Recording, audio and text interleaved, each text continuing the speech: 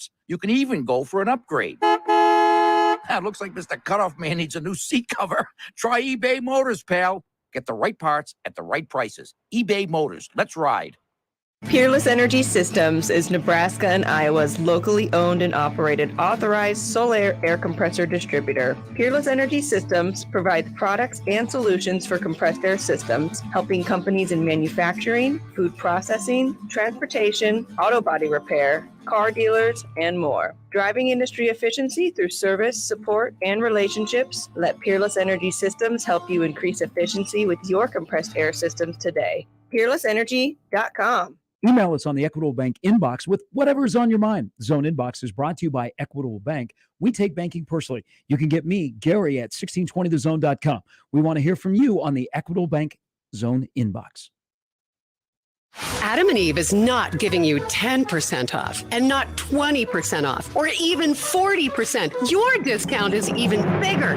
AdamandEve.com is giving you a whopping 50% off.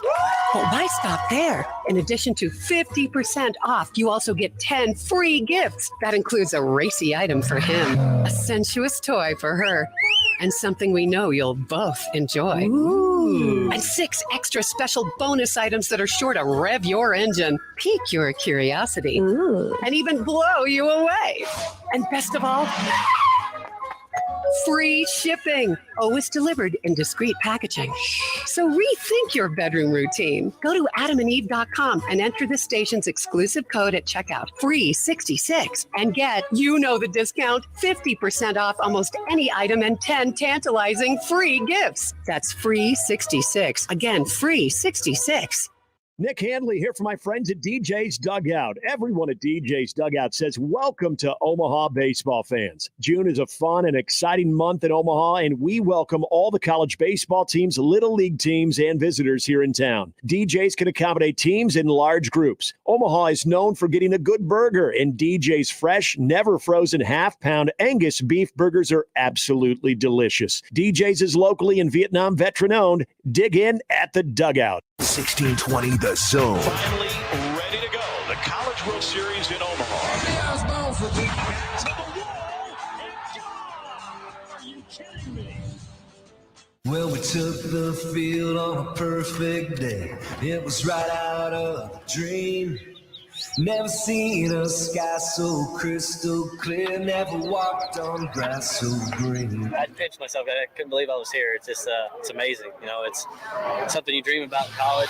Never once again to make that name back home in Omaha.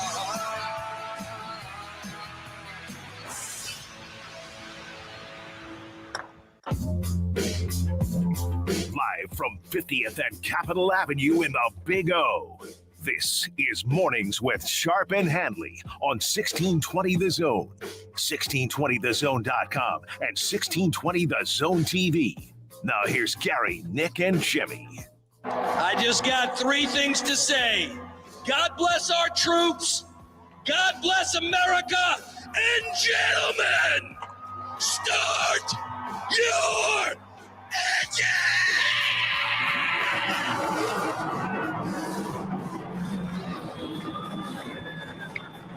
It's here, baby. I don't know, get you more fired up right there. The gentlemen, start your engines, or the back home in Omaha. Was that like the coffee house acoustic version of that one too? It is here. It is day 1 of the College World Series. Mornings with Sharp and Handley. The reason you're hearing me first is because I'm in studio. We just call this Studio A. Sharpie's in Studio B. Or Studio G if you want to. G. He's in the yes. Our Sarbin Village studio is where Gary Sharp is. He's got. See, I said last night, Sharpie, to my wife, I'm like, all right, I'll see you in a week.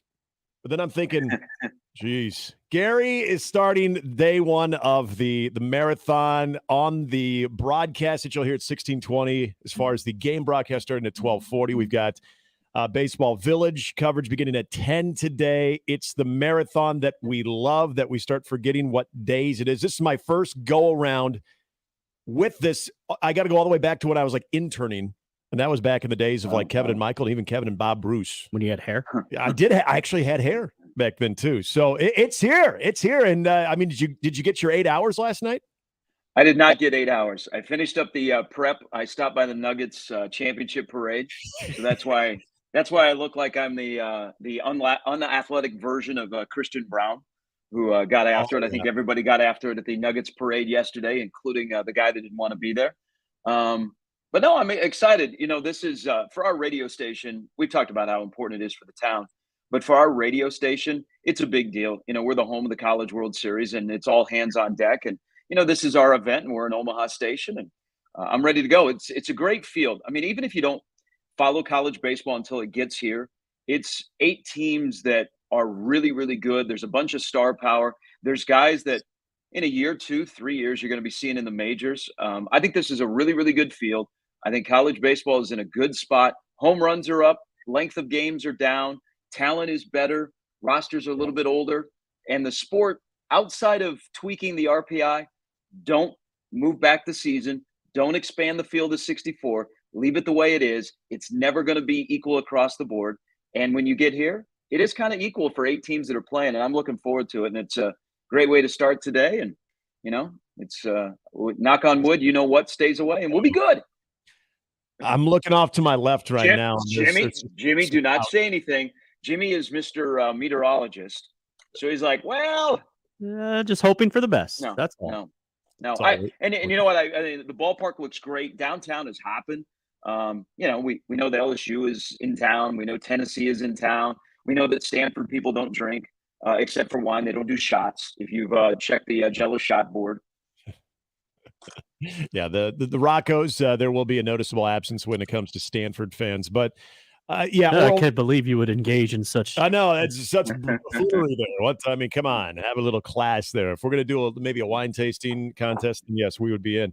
Oral Roberts, TCU kicks things off. Virginia, Florida. Sharpie mentioned the talent, which is probably the one thing that stands out the most about this year's edition of the College World Series is potentially 10 first-rounders in this College World Series too. So that's rare. And we talk about there's so many different ways to enjoy the College World Series, whether you're the baseball guy or girl, you're the fan, you're hardcore, you're bringing the scorebook with you to the Chuck, or you're the event driven, want to be a part of something, or you're just a casual sports fan. There's something in it for everybody. But as far as the baseball part of it, Sharpie, you nailed it. And that's the talent. I mean, that's the field. You got guys that are going to be thrown in the triple digits. You got the top 2 home run hitters in all of college baseball that are going to be displayed here. Rake Forest, I mean, it's real if you watch the Super Regional. And then I saw Ryan McGee bringing this up too, and I know you mentioned this yesterday, and I'll be curious to see how the casual baseball fan picks this up, because, Sharpie, you remember this as much as I do, and even the end of Rosenblatt to the beginning of then TD Ameritrade Park, now Charles Schwab Field, the length of games. It was frustrating at times. I mean, there was the Gorilla Ball days where, I mean, it was cool. You'd see a 21-14 game where there were bombs, LSU just beating the crap out of the ball, USC, but those games would be pushing over 4 hours easily. Average is under 3 hours. And we've talked about this at the major league level and at the college level during the regular season, but now it's on the big stage. This is the one thing that you do sort of attract a new fan, I think, every year as far as baseball itself. And I'm going to be curious to see if the fans kind of notice that sort of expedited version of the game that we love so much, because it's been a talking point, and it's one of the things to look for. Yeah, and I always go with pace of play, Nick. We're big baseball guys. The pace of play, if a game goes 3 hours and 15 minutes, but it doesn't feel like it went 3:15, do you really notice? So it's all about the pace of play. And I think that's important for college baseball because, we're seeing it in minor league baseball. We're seeing it in Major League Baseball. If you've gone to a Major League game, I mean, games go pretty quick. And when it's over, you're like, wow, only 2.5 hours? And when we've seen those games, when you get to the middle innings and in college baseball, it seems when you run out of pitching, boy, do you run out of pitching. And guys can't find a strike zone. And those games are not good for the sport, because this is the greatest stage that they're on. And they're televised and everybody is watching because they don't really have a lot of competition. And you start seeing games that just drag and guys can't throw strike zones. And, Carl Ravitch is talking about, is it chunky peanut butter or is it creamy peanut butter? And if, am I a high V guy? Does that mean I'm cheating on bakers? Those kind of discussions ensue, which is really a kind of an important discussion. If you if you can go to dabble at Baker's, at Family Fare, and also go back to Hy-Vee, but that's for later on in the summer. Yeah, I So expect you and John to engage in this if it gets out of hand today. oh, that I got a whole list of things that if it gets to be like a 10-run lead, we go to the second page of the game notes. But I mean, people are at the stadium because they're there for the event. Some are there because they're diehard college baseball fans. But again, I think the sport is in a really good spot right now. They have, because of the Major League Baseball draft, there are more guys that are going to college or staying in college, so that helps the talent. And then the play is better. But you're right, the pace of play, and we've seen that of the pitch clock helps out a lot. It's enforced. I think it also helps. I'll use Oral Roberts as a prime example. And by the way, I like Oral Roberts on FanDuel today, getting a run and a half, and I would go under on the 12 for Oral Roberts TCU. But Oral Roberts, if you watch their pitchers, bam, bam, bam, they all work quick. You know what that helps? They got the best fielding percentage in the field. I mean, that's a huge thing. I think doubles and fielding percentage are two things to look at when you're trying to handicap this field. But Oral Roberts is really good defensively. Why? Because their pitcher doesn't get the ball back from the catcher, and he kicks the dirt or the fake dirt on all turf fields and, just wanders around. They get it and they throw, and I think that helps out a lot. And I think you're seeing more teams in the sport do that. So that's what people will notice, that the game has picked up a little bit. And again, that's good for everybody. There's so much going on today. Day one of this, we're gonna be live out there. We're gonna be on the broadcast as well. It's gonna be a blast. We're gonna talk more about College World Series. In fact, we're gonna be actually talking some college baseball at 8:00. Mike Sirianni, the newest addition of the Nebraska baseball coaching staff, formerly with Wichita State, will be joining us right at 8:00. As it usually is, Sharpie, you get a Friday. We're gonna ask him about Jordy Ball. And we will ask about the Jordy Ball impact too, and if he's related to Nick Sirianni as well. Has Jordy Ball impacted Nebraska baseball? Have you been able to get any of these pitchers that have committed to Nebraska in the last couple of days? Have they said, I just want to be part of the Jordy Ball experience? So I'm going to come play baseball, but Coach, I'm going to be paying a lot of attention to what's going on in the Alex Gordon facility and Bowlin Stadium. Yeah, it's a ball bat sport. I mean, come on, it's all relatable there too. So, but you know this as well as I do. We usually, and I don't know how many people make it from Omaha because we're kind of focused on what's going on downtown. But you get Friday night light camps going on. It's another always interesting weekend when it comes to recruiting. Mike Schaefer is going to be by at 8:30. We're going to talk to Verz in the 9:00 hour as well. So we still got a lot going on, and then we're going to turn things over to the Baseball Village, the Omaha Baseball Village at 10:00. Who's doing the 10:00 show? I think it is Schaefer and Josh Peterson, I believe. Nice. That's a good start to our coverage. Yeah. So you'll be able to get plenty of everything starting at 10. And then I think Josh Odson is going to be doing a little producing and co-hosting this weekend as well. Jimmy and myself will be there on Sunday. So we've got the merry-go-round going on. It'll be good. So do we have our own shot contest when we do this during these shows? Depends on how long the second show is on Sunday. It is Father's Day.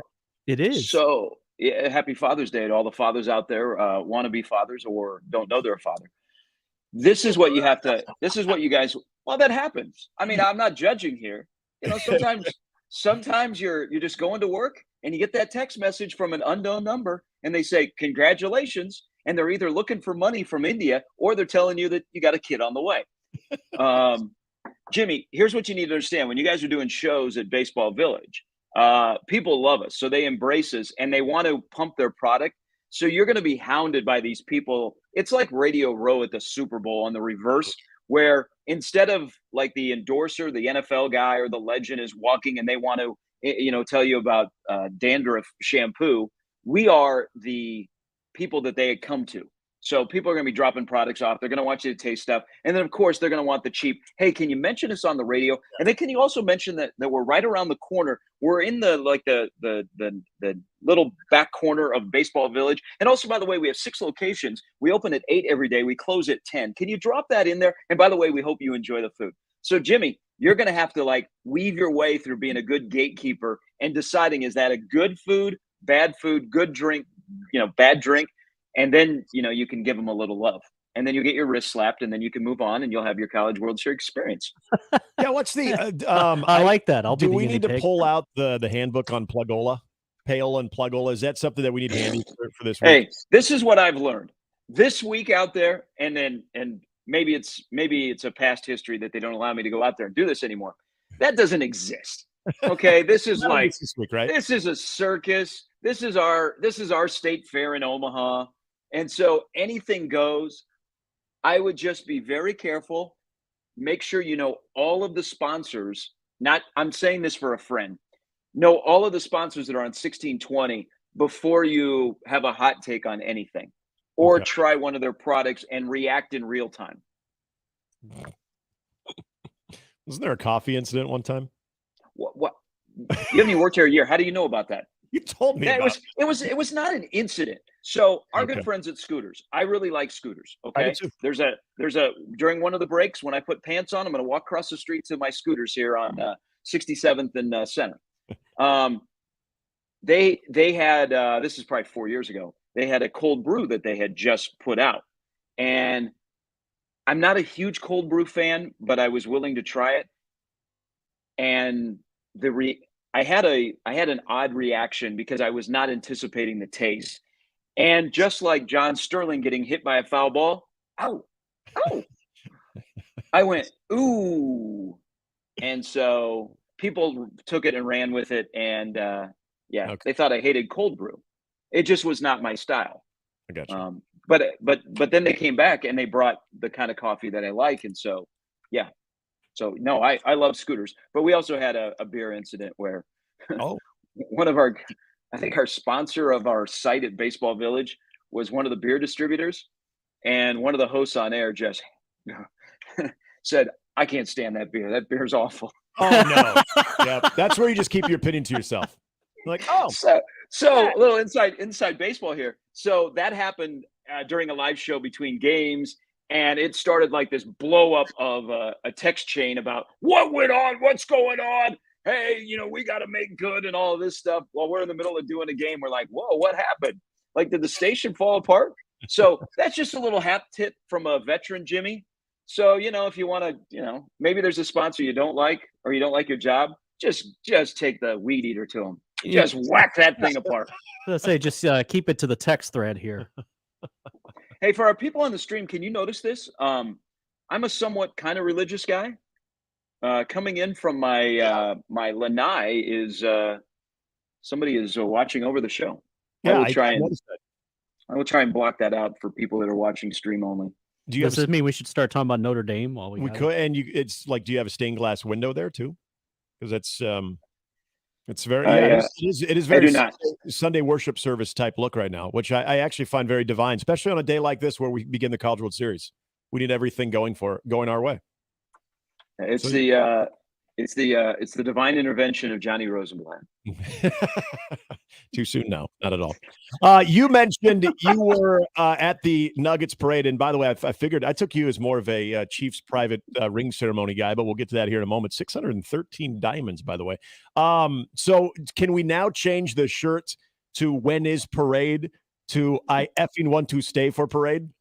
The amount of F-bombs yesterday in the Denver Nuggets parade between not only Jokic, but better yet, Michael Malone. Yes. I think is it safe to say that Malone had a much more enjoyable time than any of the players? Like, he was living his best life and he was letting it all fly. He had everything. F-bombs, tears, and full experience. See, that's like when you have a parade and you've earned that right to go shirtless and be drunk and nobody worries about you, even though I don't think people in Denver handled winning the NBA championship very well. They're shooting each other. We had the unfortunate incident with the officer that got run over by one of the fire trucks. Yeah. They just had they had some things that went wrong. But the parade itself, so when you win a championship and you can do all of those things, you also hold receipts. Boy, they did not hold back yesterday. Whether it be about Kendrick Perkins or anybody that has taken swipes at the Nuggets, I was all here for it. But you're right. Michael Malone, good on him, because he might be that guy. Don't you guys think that he's that guy?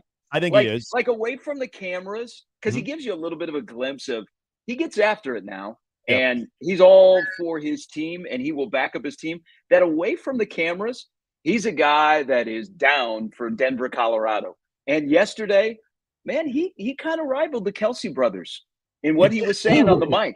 He Ultimate compliment. He was a hype man. He was definitely a hype man. And then the Jokic line of, no, I said I don't want to stay for parade. I effing want to stay for. I mean, and everybody just lost it there. So I feel like there was a lot to work with more slogans for the upcoming season. So do you think things there? Hey, you know the shirt that we're going to do? So on the front, win is parade. And then on the back, we put what he said yesterday. Yeah.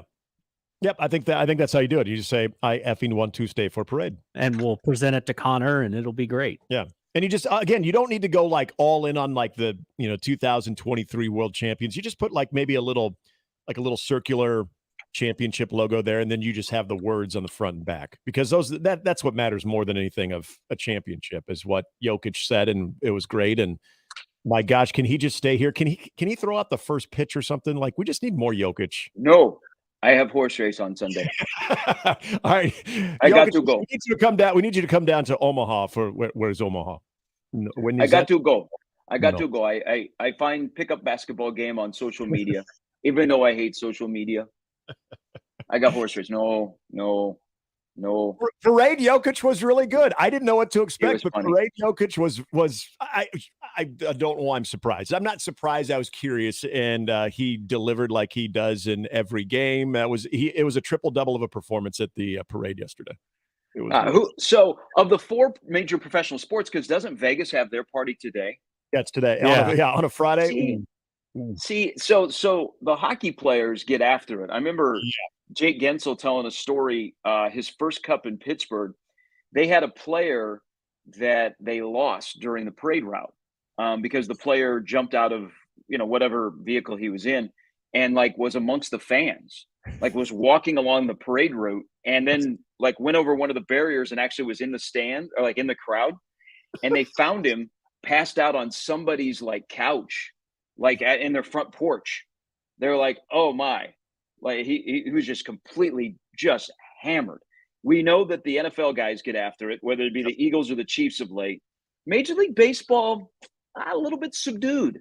It's cold out usually wherever they're at. End of a long season.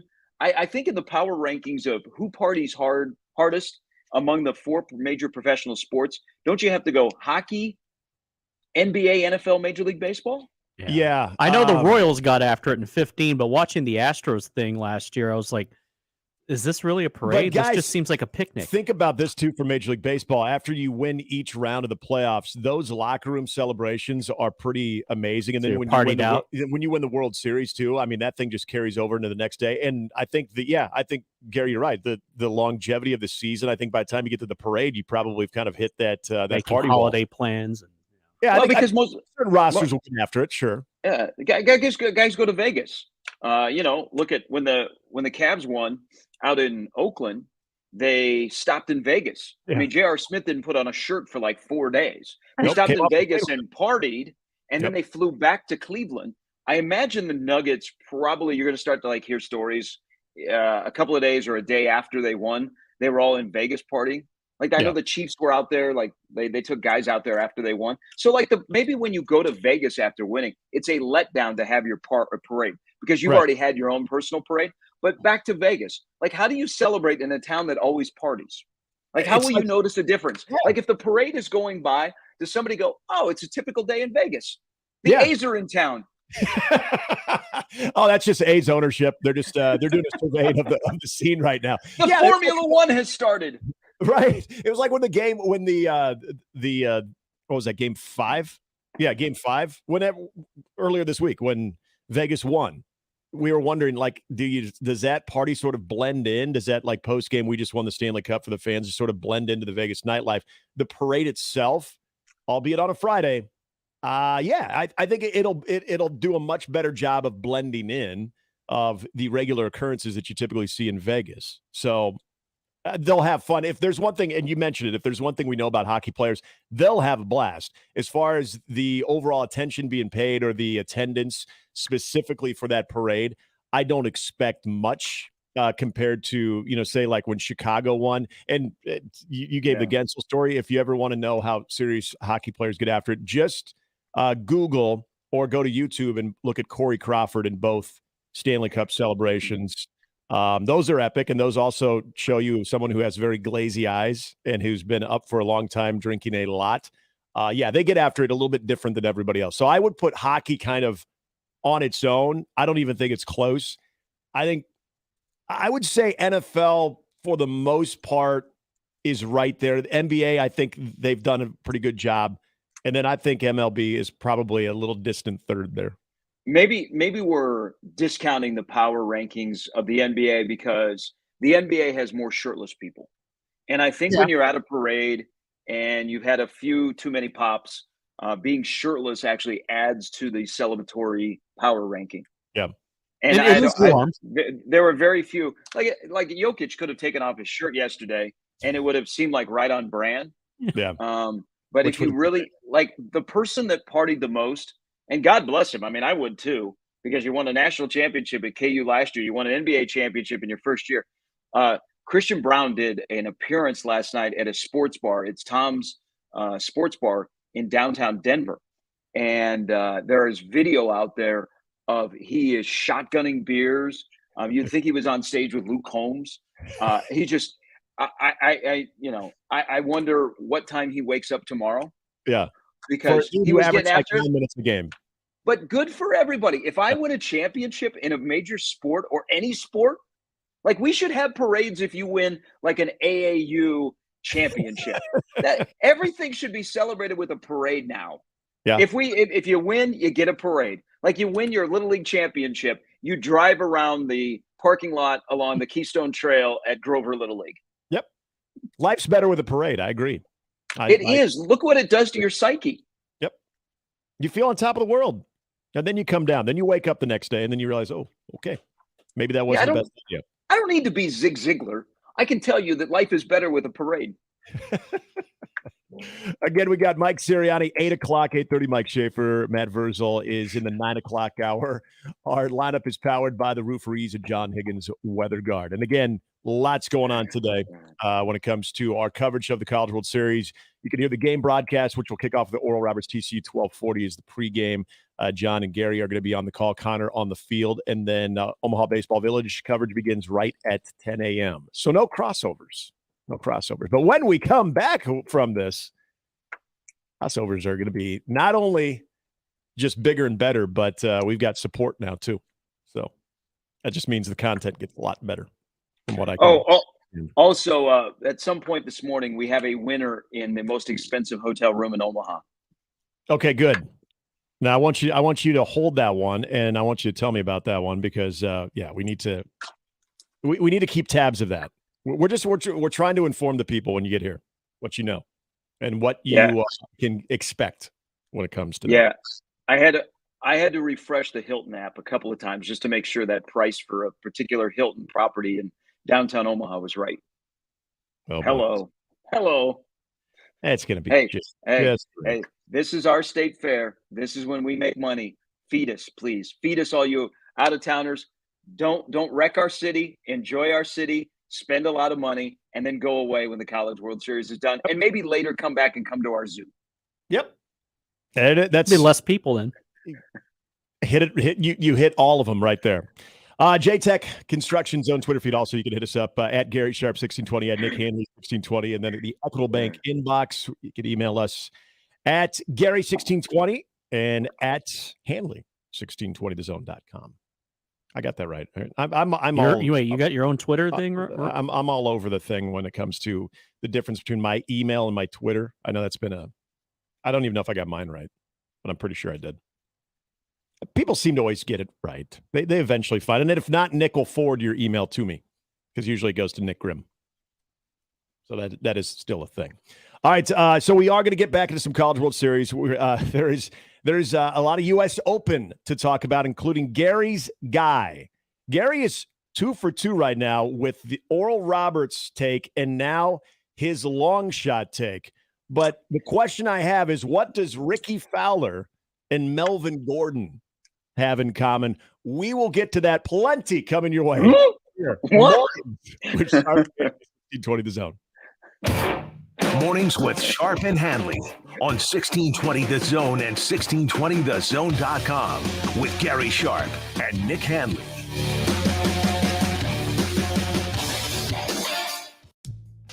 best way to catch all the action is on 1620 The Zone. And no line for the bathroom.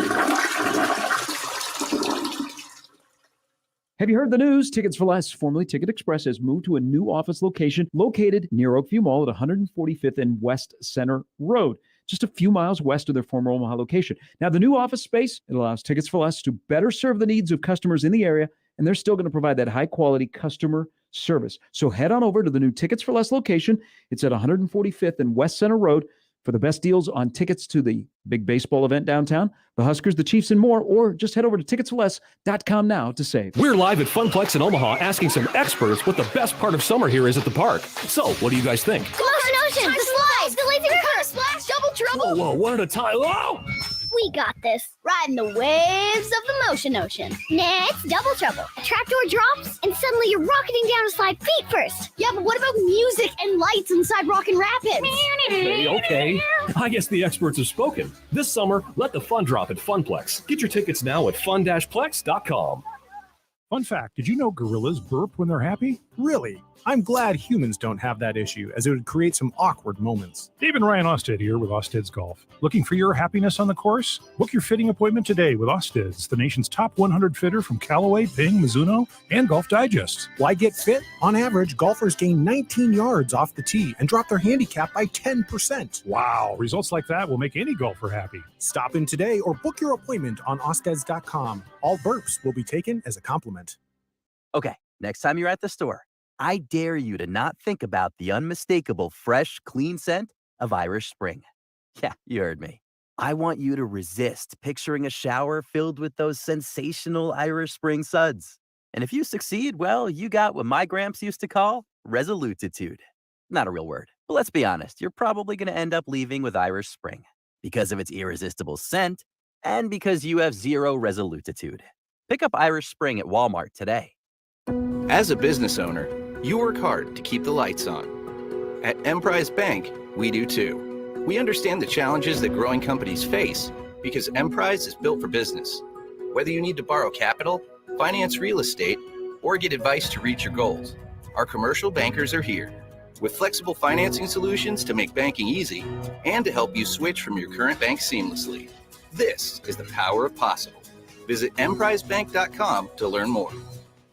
Ray Magliozzi here for eBay Motors. You're driving along and some nimrod cuts you off. You hit the horn. Jeez, it sounds like a goose in distress. Time to head over to eBay Motors. They have horns for every make and model, not to mention horn pads, steering wheels, wiring, and more. 122 million parts. You can even go for an upgrade. It looks like Mr. Cutoff Man needs a new seat cover. Try eBay Motors, pal. Get the right parts at the right prices. eBay Motors. Let's ride. Dr. Rick here, with another telltale sign you're turning into your parents, getting particular about your drive-through order. Don't pull away yet. I like to check the bag because one time they forgot to give me extra ketchup. People are waiting. I'm only seeing 4 nuggets. Wait, nope, there's 5. Progressive can't help you from becoming your parents, but we can help you compare rates on home insurance with Home Quote Explorer. Progressive Casualty Insurance Company affiliates and third-party insurers. Comparison rates not available in all states or situations. Prices vary based on how you buy. Okay, next time you're at the store, I dare you to not think about the unmistakable fresh, clean scent of Irish Spring. Yeah, you heard me. I want you to resist picturing a shower filled with those sensational Irish Spring suds. And if you succeed, well, you got what my gramps used to call resolutitude. Not a real word, but let's be honest, you're probably going to end up leaving with Irish Spring because of its irresistible scent and because you have zero resolutitude. Pick up Irish Spring at Walmart today. And we're back. Mornings with Sharp and Handley. Here's Gary, Nick, and Jimmy on 1620 The Zone.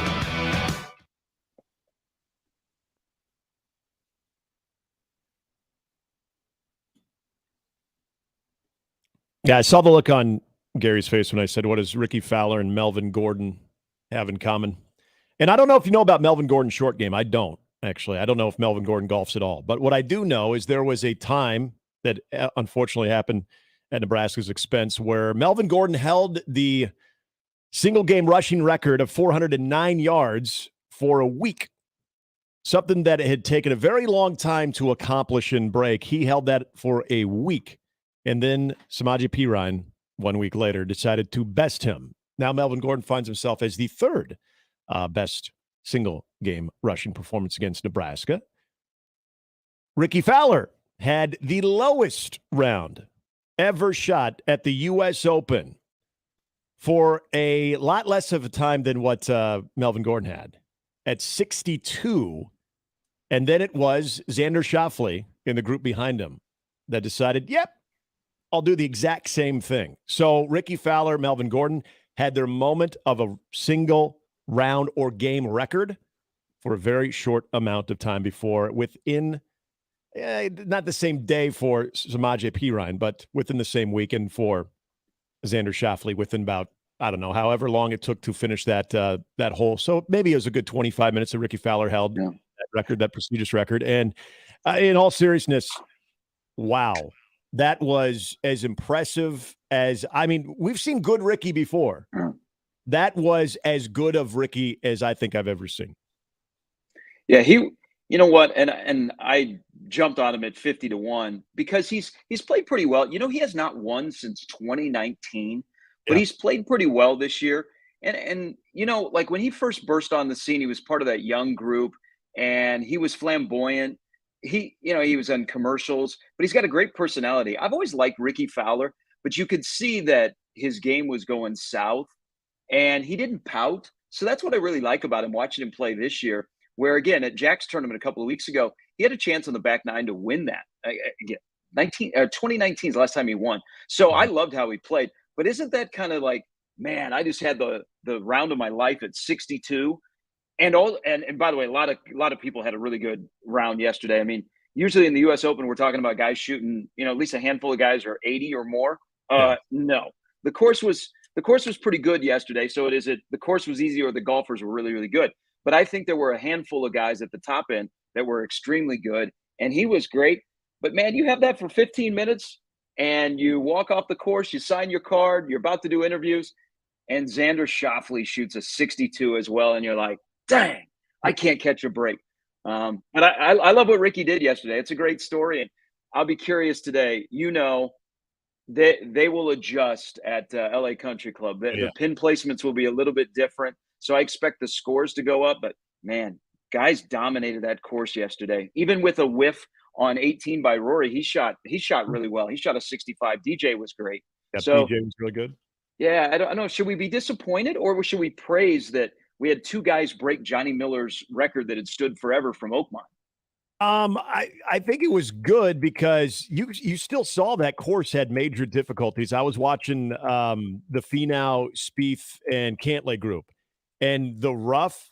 Holy smokes! I've never seen a pro player do basically what you and I will probably do in rough that's not even nearly as bad.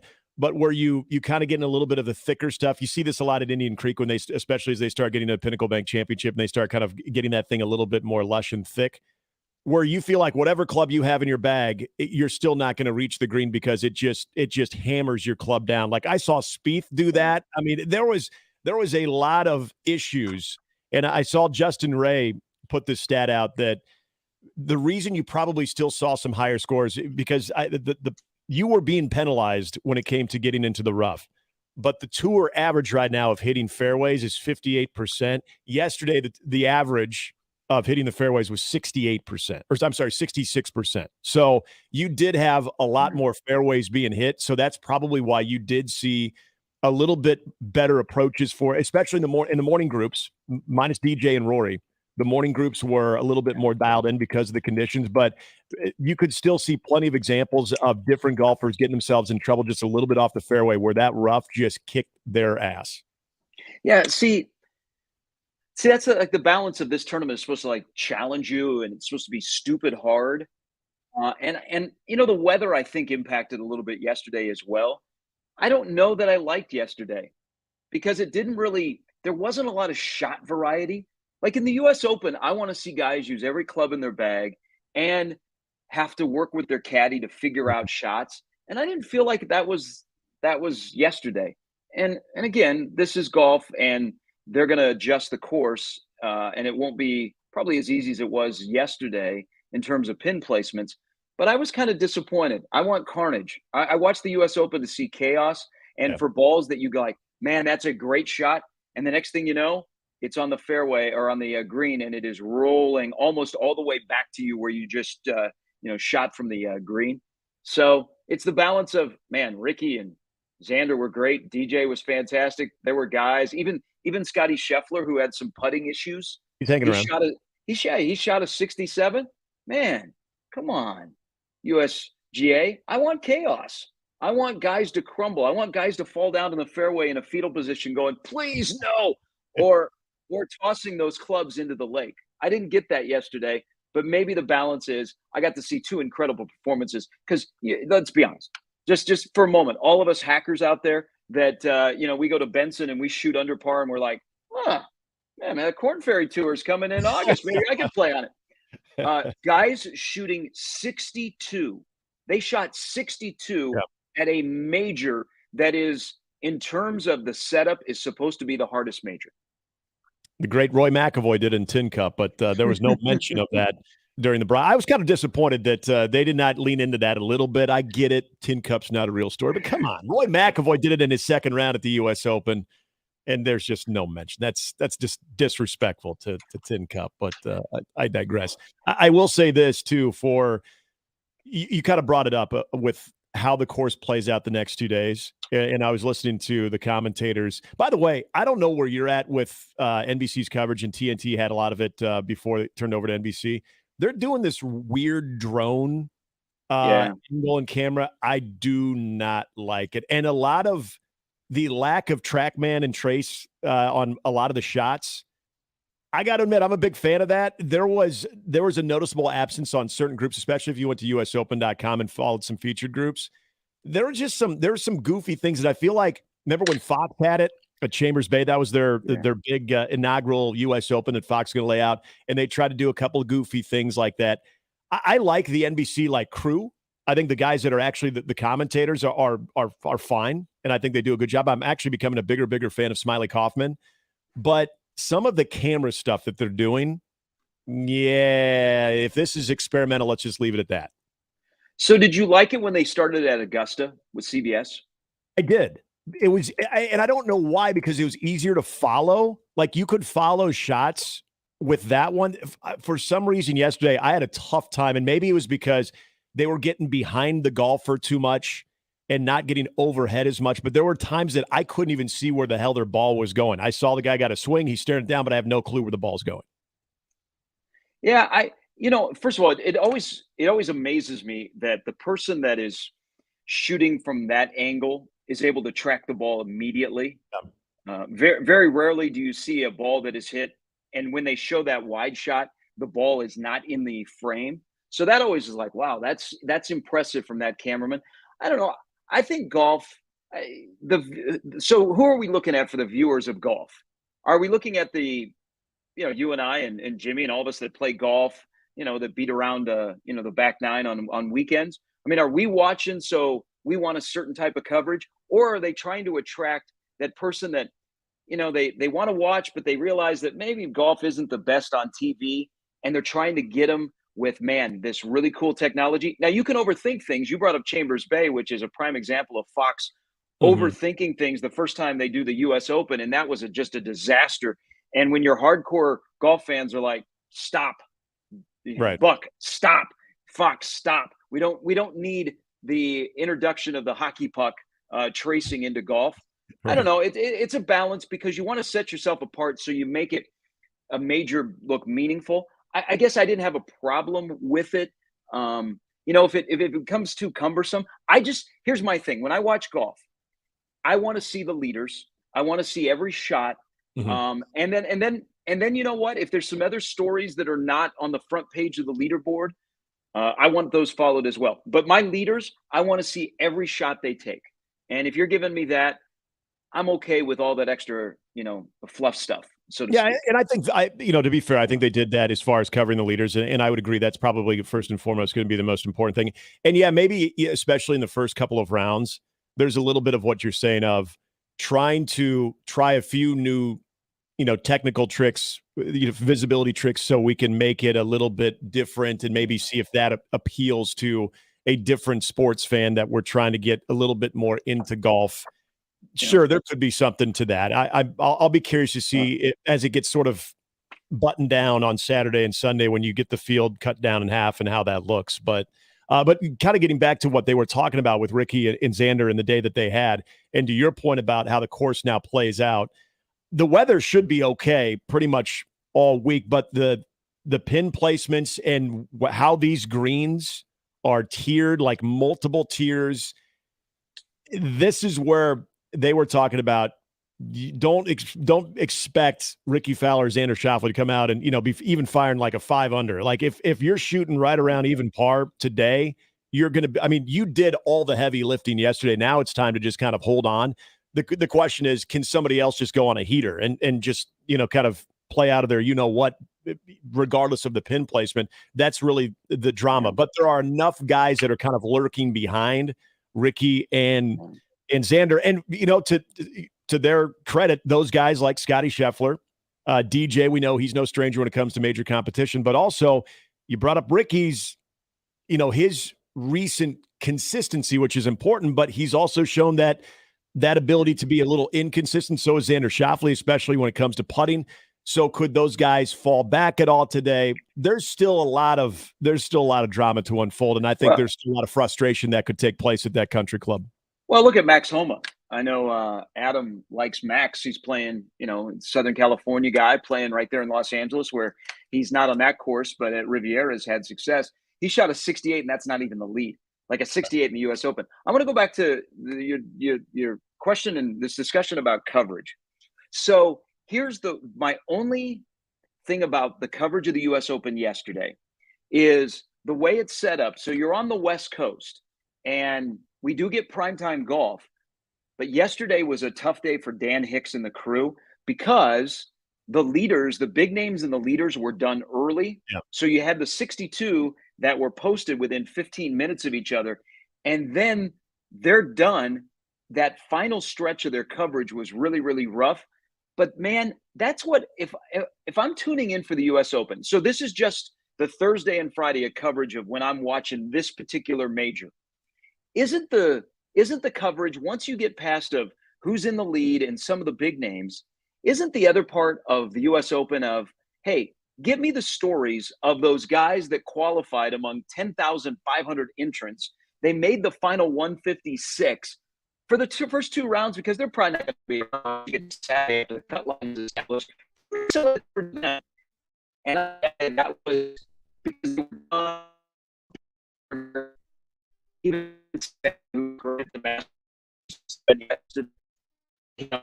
featured as much. So that would be my only knock on the coverage. But I look at the leaderboard again, Nick.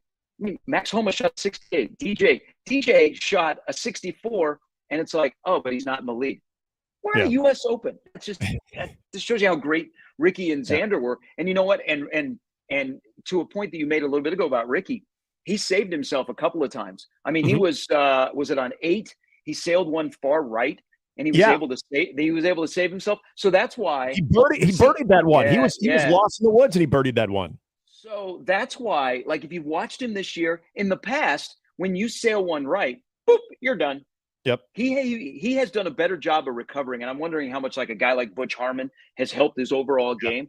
And so I think he'll stay near the top of the leaderboard. I mean, you've whittled the field down to potential winners to maybe 10 to 12 guys after what they did yesterday, considering the course will get more difficult and where you are on the leaderboard. But if you shot a 62, I expect you to be somewhere near the final grouping once you get to Sunday. Yeah, I have a tough time disagreeing with that because of, again, how rare that is.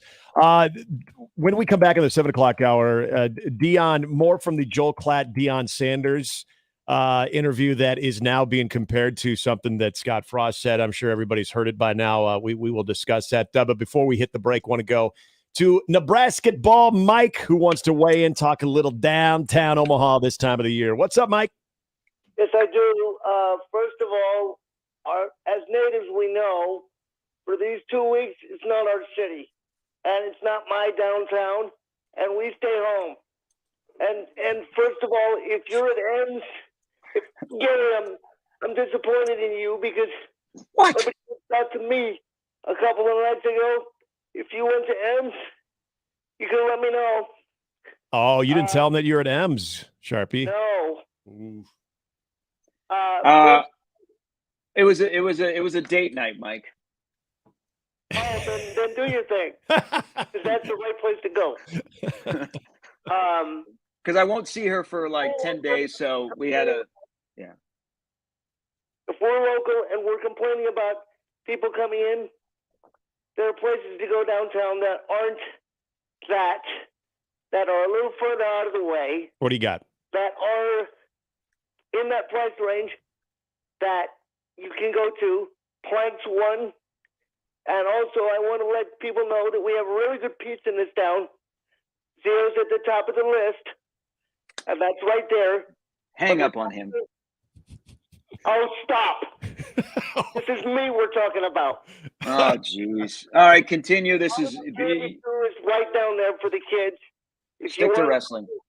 And have them get the Sugar Rush. It's right there within like 2 blocks of Zio's. So you got plenty to do. You got La Casa for pizza too. Okay. And that's a little further out of the way. That's on Saddle Creek, but it's good. And so is Sergeant Pepper's. And that's right around Pacific. Yeah, I would agree with all of those. Out by car. I would even throw in Hey. Mike. Could I get the Mike, Nebraska ball Mike Orsi's endorsement? Yes, it's been a long time, but yes. Okay. Yes. We'll just start throwing out pizza places. Matt Verzo, Paisans. Yeah. Williamsburg Pizza, new in the community. Awesome. Hey, Mike, are you angling for a job with the Omaha Convention and Visitors Bureau there? When it's downtown and this time of year, I'm very proud of my city and what we put on. I think people like Dan Hoppin and Sheriff Baker Henson have the best job in the city. Oh, all right. I mean, I know you're a closet foodie. So I just want people to have a good time in my city. And LSU, I've seen people come from Louisiana in June when they're not here. Oh, yeah. Yes, So, that's welcome, true. boys. Yeah. Texas and LSU fans will come here regardless if their team is playing or not. Texas fans, we don't care about. Sorry. I mean, Nice. We owe you. Until we schedules you guys twice, and we play home and home like it should be done, we don't care. All right. Well, hang on. That could be a while. I know. Yeah. I will enjoy the series, I'm Mike. good. Appreciate it. I got to hit a break here, but was all over the Zio's place. at number 1. Was that a bad Just food? hit the break. There's your answer. We've got nothing else to say on that one. No. We'll not at all. continue with radio after. Yeah. That's right. 1 hour from now, we're going to be talking to Husker baseball with the newest edition of the Husker staff, Mike Sirianni. He'll be joining us, Shafe, at 8:30, Vers in the 9 o'clock hour. All that and more still ahead, hour 2 here on Mornings with Sharp and Handley. Mornings with Sharp and Handley returns in minutes on 1620 The Zone. Live from the Host Coffee Studio, this is 1620 The Zone. 1620 The Zone. Traffic. From the Backlund Plumbing Time-Saving Traffic Center. No accidents to report at this time, but if you are traveling eastbound on 204th, things might be a little slow around Q Street. And the CWS getting underway today, 1 o'clock, TCU Oral Roberts kicking things off. There will be high-volume traffic throughout the week. Do watch out for that. I'm Peter Krenzer. This time-saving traffic was brought to you by the Nebraska Lottery. Enter the Nebraska Lottery's Lucky for Life Ticket Snap. Through July 10th, buy a Lucky for Life ticket and enter to win Nebraska football Skybox season tickets, regular season tickets, or other prizes. Top prize odds, 1 in 30 million. If you think you're having transmission problems, you need a specialist, someone who can and will tell you exactly what's wrong. At Omaha Transmission, that's what we do. Some places just want to sell you a new transmission, but at Omaha Transmission, we make repairs that other shops can't or won't. Giving you options is what's kept us in business since 2005. We've even had people hear our ads, bring in their car, and experience the exact same scenario they heard. There is a place that will diagnose and fix your transmission. That place is Omaha Transmission.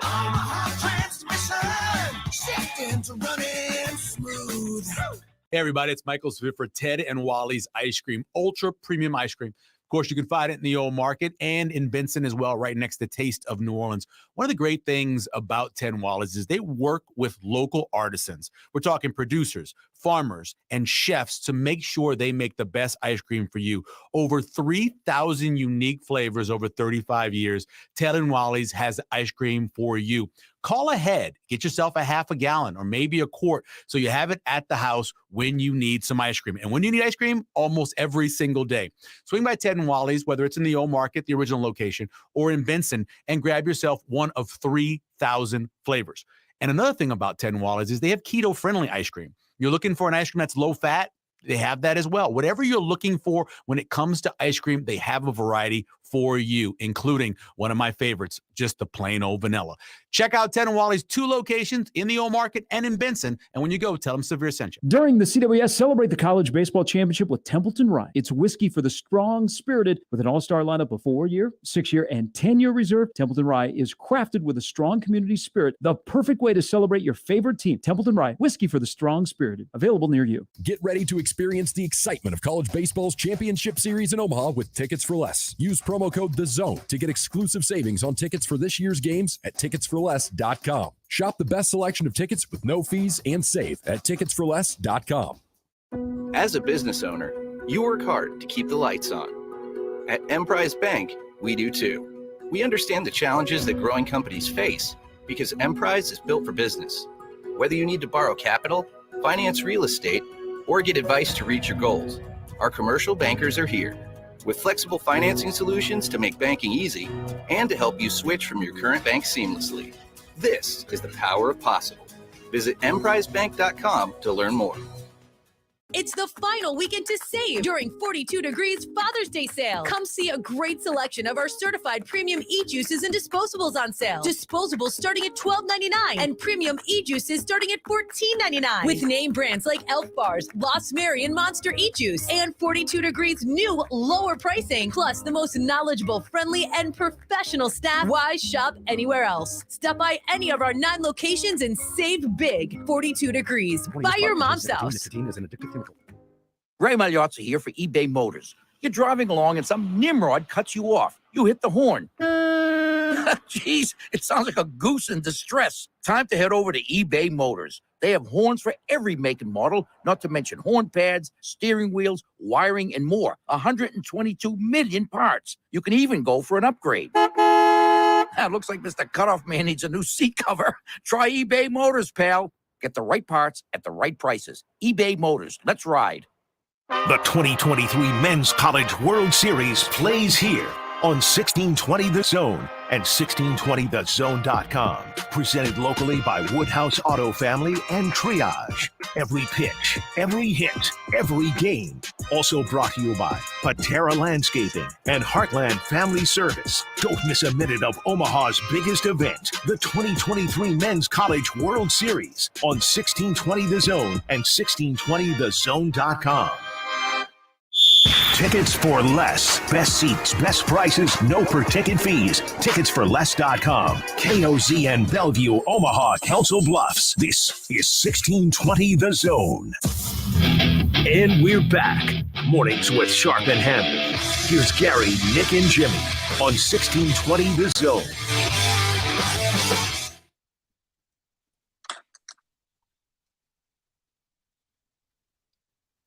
Oh, you can feel the excitement. Day 1, College World Series, and we are all over it. Omaha Baseball Village coverage begins at 10 o'clock down there. Josh Peterson, Mike Schaefer are going to be with you then. Then we roll right into pregame coverage of Game 1 of the College World Series with Oral Roberts taking on TCU. Johnny Bishop, Gary Sharp, and Connor Happer will be on the call for that. I will be gophering. I will be bird dogging Connor today too. So if you see some random bald dude following Connor around in game 1, The Sunscreen Brothers. I Whoa, don't have a bucket hat. Yeah, you gotta get the bucket hat. Yeah, Yeah. that hat you have on right now, you should wear, or What's you that? will be that hat you have on right now. You should wear.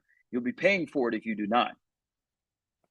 Yeah, I'm wearing this hat. I'm gonna try to grab when I get home today a little bit better. I got a little mowing hat that I think is probably a little too grimy that I shouldn't wear tomorrow night. But yeah, it's Father's Day. Wife's looking for some Father's Day suggestions. I thought, hey, give me a bigger, nice looking bucket hat. Not a floppy hat. Stetson. What's going on in your house? What? That was the discussion. You know what? There's a lot of things I'd like for Father's Day. I am a father.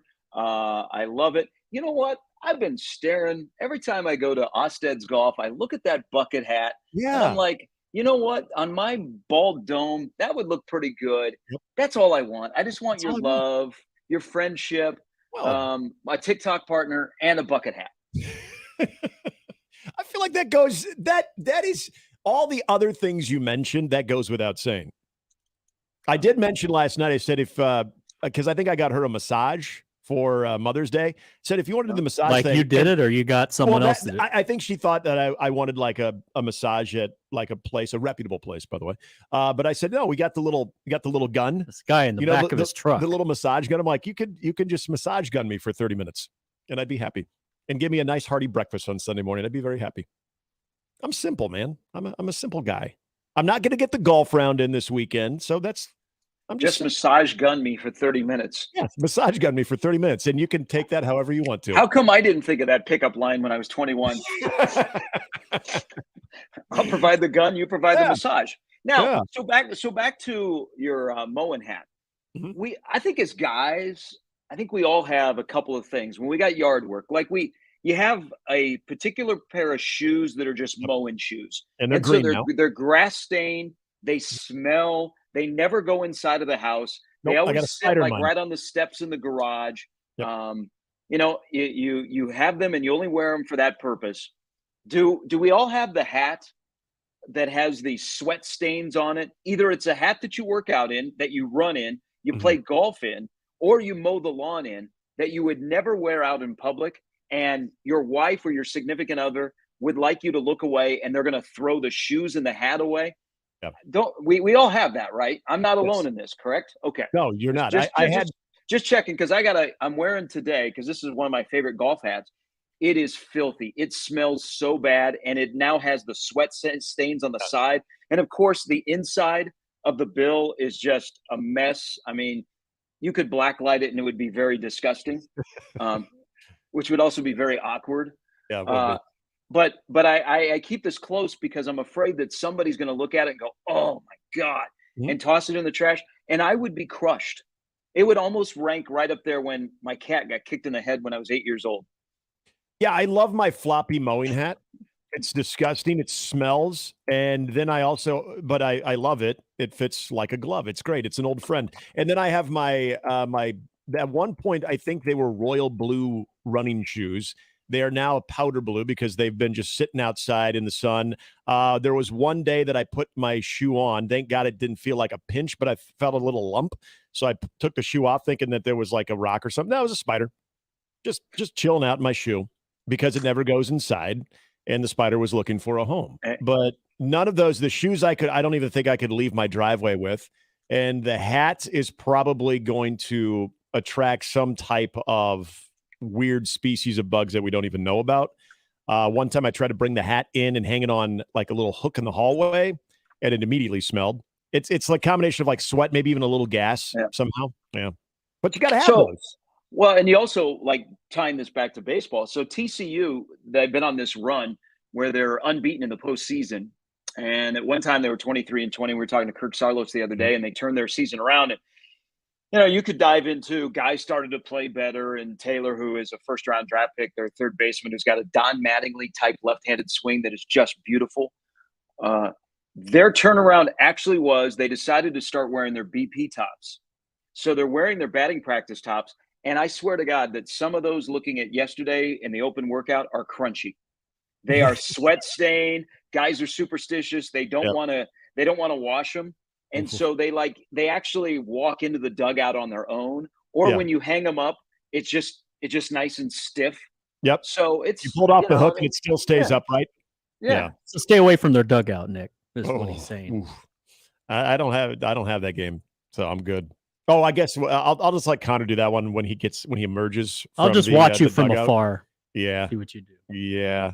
But hey, if you remember in '94, LSU, the Warren Morris home run, I can't remember when they started to go with the all golds, but that was a thing forever then. They wore those. They were superstitious. I know there was something behind those when they got on a winning streak.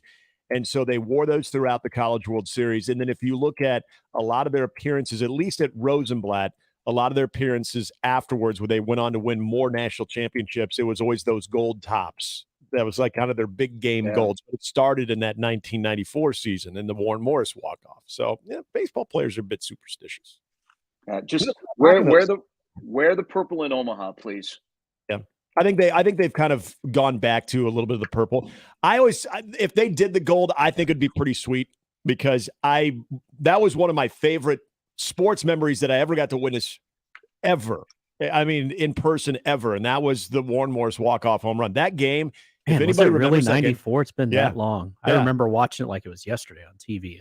Oh, I'm sorry, 96. My bad. okay, 96. but 96. still. Yeah, because I was a junior in high school. That game though was maybe one of the best college baseball games I ever saw because it was back and forth. Miami had that slight edge there going into the ninth, but you just got the feeling that there was no way this thing was going to end at that score because LSU continued to put pressure on them, and it was phenomenal. So if they went to the golds, that would bring back a pretty cool memory, especially for a lot of LSU fans too. I think that was a good look for them. But hey, you tweeted out something, by the way, and you're going to tell us the hotel prices here in Omaha. I am so I'm going to Chicago next weekend for a bachelor party, and I was getting kind of like chintzy about paying $250 a night for a room on a Friday night in Chicago. After what I saw you tweet, I feel really cheap right now. So, just a friend was looking for, I think he was more out of curiosity than anything. You know, we are now becoming a really good like boutique hotel town, especially in the downtown area, all the way out to Blackstone. There's some nice like boutique hotels that have some flavor to them. They also, you pay for the accommodations. So most hotels, like there's a Cambria that's right next to the ballpark. There's those two hotels that are right, like in the main entrance to the Chuck, you walk out and you got the two hotels right there. They're expensive for a night. But if you go to like some of the nicer hotels away from the ballpark, and you may not spend a lot of time in a hotel room. And I don't know if you have like, hey, I'm only going to be sleeping in there. I don't want to pay, $350, location. So the Hilton Omaha on the Hilton app yesterday, like a lot of the really nice Hilton properties are about $600 a night, $600 a night. And these places, they realize there are two major weekends in Omaha that they can make a lot of money. It is Warren's weekend in May, and then it is the College World Series weekend, especially the first weekend. So there are a couple of Hilton properties that are $646 or $674 a night. On the Hilton app yesterday, the Hilton Omaha, $2,456 for the lone hotel rooms that they have available this weekend. And you know what? But you know that somebody probably will pay that either out of desperation or they're like, you know what? Whew, I got the money tree in my backyard. $2,400 for a hotel room that I'm only going to be sleeping in. Yeah, no problem. It's right next to the ballpark. No problem. Do you guys have shuttle service to the gate? Oh, no problem. Do you have room service? Do you have a bar, which they do in the lobby? Oh, no problem. I'm there. But that's what people that are coming here are paying. That's why you hear stories of people that will say, because you also have a major youth tournament in town as well. Yeah. is they will fly That's good into for me. They will fly into Lincoln because rental cars are readily available in Lincoln compared to Omaha. The prices are a little bit different. But here's what I ran into like the last couple of years with Mississippi State and Mississippi fans. A lot of people are camping. You know, some will do the Airbnb, Yep. which, you know, I mean, if you're an Omahan and you can do it, you got your 2 weekends, you can make a lot of money. I mean, Yep. there's some Airbnbs or whatever they call it, Verbo now, are about $400 a night. But I've heard more people are camping. Like the campground, you know, the campground between here and Lincoln, like Mhm. just outside of Omaha, like Yep. it's packed and it's College World Series fans. So they will drive there and then they will camp, and then they'll take an Uber all the way downtown. And that's where they'll spend the majority of their money because they're not going to spend it on lodging because they're camping in one of our campgrounds. It's an expensive Uber, but yeah, if you're not And- paying for a hotel Oh room, yeah, I got to imagine that, like the pricing of I mean, I imagine the pricing for all of Grubhub, Yeah. you know, DoorDash, Uber, they are, you know, they meet the event in terms of pricing. You're right, Jimmy. Can you imagine from that campground taking an Uber to downtown Omaha? Yeah. The Yeah. surge pricing, you know, usually it's at Just night. take Orbit. The surge pricing. The surge pricing is probably beginning. I would imagine at like 11 o'clock, 11 in the morning. That is, and then that's not probably ending till like midnight. So if you're looking like, hey, let's get an Uber, but let's try to avoid surge pricing hours, unless you're willing to go down at like 8 a.m. I saw a couple of Ubers on the way here when I was crossing Yeah. Dodge here at 52nd. So I was like, somebody is doing something. Or Do you think that the Friday? So last year was the first year that we moved to the Friday start time. I mean, you got to go all the way back into like, gosh, when was that? I think it's changed in like 2001 or 2 is when they started it on the Saturday. So you've had that for a long time. Last year, I still felt the Friday, the overall initial buzz, and you can always gauge that by Lot D and with the tailgaters.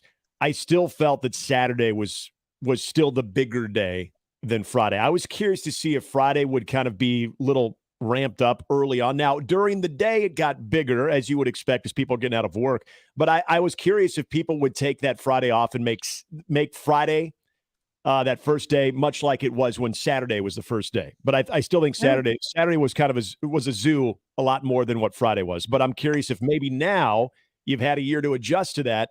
Will this morning have a little bit more of the tailgate presence that I felt last year didn't on that first day? Yeah, yeah, possibly. I think it all has to do with what's on the slate. Let's be honest. That's true. The bracket 1 that plays today is not as hard as bracket 2 that has Mhm. LSU and Wake Forest, who, and a lot of people think Wake Forest is going to win the national title, and I think they'll be in the championship game against Florida. There's my pick. Today is not as sexy, and there's always this discussion about the College World Series: should they reseed when you get to Omaha? Because we never really have a balanced bracket, and today's bracket is good. I mean, Virginia at Florida is going to be a sneaky good matchup. Yeah. And then, of course, you have the Cinderella of ORU and how TCU is playing, but we never have like even brackets. I think it has a lot to do with the matchup. Like, you know, people around here, according to Nebraska Ball Mike, they like a lot of people that'll be in the ballpark on Sunday afternoon are fathers with their kids. Yep. Okay. Whether it be you're taking your father to a game or you're taking your kids to a game, there's a lot of Omaha flavor, I always think, on that Father's Day afternoon game. Today is kind of like, okay, I'm in town. I'm going to go to the first 4 games, so I see all 8 teams. But what is the matchup? If it's a good matchup, oh yeah, I'm there. But I don't know. I think I love the format. I love that they've changed the format so we get baseball on both weekends. It's you know, you guys know this. It's all about weather, matchups, you know, and who's playing. TCU, Oral Roberts. Yeah, TCU, Oral Roberts. Probably the bleachers are not going to be full tonight. Virginia, Florida, because it's a night game. Yeah, bleachers are going to be full. Yeah, I would agree. We're going to kind of circle back to a little bit more in the College World Series, and also Dion. He's always got something to say, but now he's kind of going through the Scott Frost playbook here, which we all know. So how they got a golden tee machine there in the complex in Boulder. At least some of the things that are being said. Hey, I know where you're going with this, Nick. Before we get to Jimmy's update, but there's another part of the story. Man, Dion he's got like that serious foot injury. I heard that. He talked about he might have to have his foot amputated here shortly. Yeah, that was That was one of those things too, where you're like, wait, what? Well, we've had our quite the discussion about Dion and stuff we saw this spring. It's painful to watch him walk. I mean, that's why he's in a cart. That's why he rides a scooter. That's why is on the Segway. If you just watch him walk, it is. I don't know if this goes all the way back to his football days or whatever. He struggles to walk with that foot. And when he revealed that he might have to, make the decision if he's going to amputate his foot or not. Wow. Yeah. Wow. Yeah, if you watched we've all watched the Amazon deal for Coach Prime, and they go into a little more in depth on what's going on, and it's not good. Yeah, that puts a little bit of the conversation in perspective again. But but there are some similarities as far as making predictions about the program as well. We'll get to Jimmy's headlines, though. What do you got, Jimmy? Okay. Nebraska volleyball names their captains for the upcoming season, and Lexi Rodriguez and Merritt Beeson. The captains under John Cook are a big deal. And the way he did it this time was pretty cool. He had the pilot inform them on the flight home from their international trip to Brazil. I like that. That's a little flavor to it. Yeah. Brazilian. Obviously, all the big news yesterday about Jordy Ball transferring to Nebraska, but there was also some other news going on in Lincoln. Nebraska juniors Max Anderson, Bryce Matthews earned All-America recognition for the second time this week as Perfect Game released its All-America teams. Anderson was a second-team selection, while Matthews was named third-team honoree. More baseball after Shohei Ohtani threw 6 innings to get his first victory in his past 5 starts. He hit a second-deck homer the opposite way as the Angels beat the Rangers 5-3 last night to take 3 of 4 games. It was his 4th home run of the series, so he's heating up, and that's a big series win for the Angels. He now has tied the MLB lead for home runs with 22. After yesterday's Fun Nuggets parade through downtown Denver, attention turns to next Thursday's NBA draft. Victor Wembanyama's season with Metropolitans 92 ended last night in Paris with a 92-85 loss to Monaco in Game 3 of the LNB's Pro A Championship Series, most hated rivals there, paving the way for Wembanyama to be the first pick in next week's NBA draft in Brooklyn, and he will be present now. One of the biggest prospects in NBA history at 22.7 rebounds, 4 blocks in the final game. As they were swept, his team was swept out of the championship series. One of the best teams in Europe was the team to beat them, and the dominant team in France's top league this season. So now Wembanyama can fully focus on the draft. Well, he will be the top pick by the Spurs when it is held at the Barclays Center next Thursday night. In fact, they are already planning a rally next Saturday in San Antonio to welcome him to the city. Finally, this doesn't go away. Finally, according to allegations after Conor McGregor assaulted Heat mascot Bernie, he later moved on to humans that night. The NBA and the Miami Heat are investigating an allegation that the former UFC champion sexually assaulted a woman inside the arena bathroom after Game 4 of the NBA Finals. The woman's attorney, Ariel Mitchell, said her client has provided Miami police with the clothing she was wearing that night, and that a report was filed. Miami police did not respond when asked Thursday evening whether they were investigating. McGregor's attorney said the fighter denied any wrongdoing, saying Mr. McGregor will not be intimidated. In letters sent to the NBA, the Heat, and McGregor's representatives, Mitchell detailed her client's allegations and said the client would discuss reasonable settlement offers before June 12th or else proceed with litigation. Bernie was not reached for comment. So there is now video out there. It's kind of very disturbing video, and so they're going to have to sift through all of this. But do we have cameras in restrooms? So this was at the Heat game. Yeah, it's like a VIP week. Restroom, right? Yeah. Do we are cameras in restrooms not as voyeurs, if you know what I'm getting at, but more as security and safety? Is that becoming more of a thing? I don't remember like going to a sports arena or a stadium and that they're, I recognize like cameras, but they have video footage of the restroom in which this alleged incident took place. Yeah, which was surprising because once I heard in the story that this allegedly took place in a VIP bathroom, I didn't, and then they said there was footage. I thought the same thing. Like, wait, what? Is that more common now? Thing now? But you're right though. I mean, think about certain things that do take place in restrooms to try to conceal any type of wrongdoing. I'm not talking about us doing our own business. There's nothing wrong with us doing our own business. I'm talking about stuff like that. Yeah, I mean, I don't know. How do you feel about that? Because, as you mentioned, it's not for people to, get into the wrong hands that are being able to obtain footage of somebody doing their business in the bathroom. But when things can go potentially criminal, where there could be assaults or someone is assaulted, whether we're talking about male on male crime, female on female crime, or male on female or female on male, or even just illegal doings. Like, I mean, we've all seen all of those movies where people go into a stall and they're doing lines of cocaine. Like, I mean, is this now a new security measure in modern day? And how do you feel about that? Because in matters like this, I know it's alleged, but in matters like this, I think it's important to have that type of footage, or to at least have that ability to say, this is what happened. This is what took place. Yeah, there's enough video footage out there for them to sift through everything, but the allegations are heinous. Yeah, it's it's not good for Conor McGregor and the allegations, but they do have video evidence, and I'm sure that the authorities will sift through it. But I was just curious if more public restrooms in more high-profile places have public cameras that are inside of the restroom. Like, do they have cameras at the Chuck? Do they have cameras at Memorial Stadium? I guess I've never looked, but now I'm not that I'm going to check just to see, but I found that curious that they have a lot of video footage of inside of the restroom. But regardless, it's a bad look for Conor McGregor, and we'll see what happens with the allegations.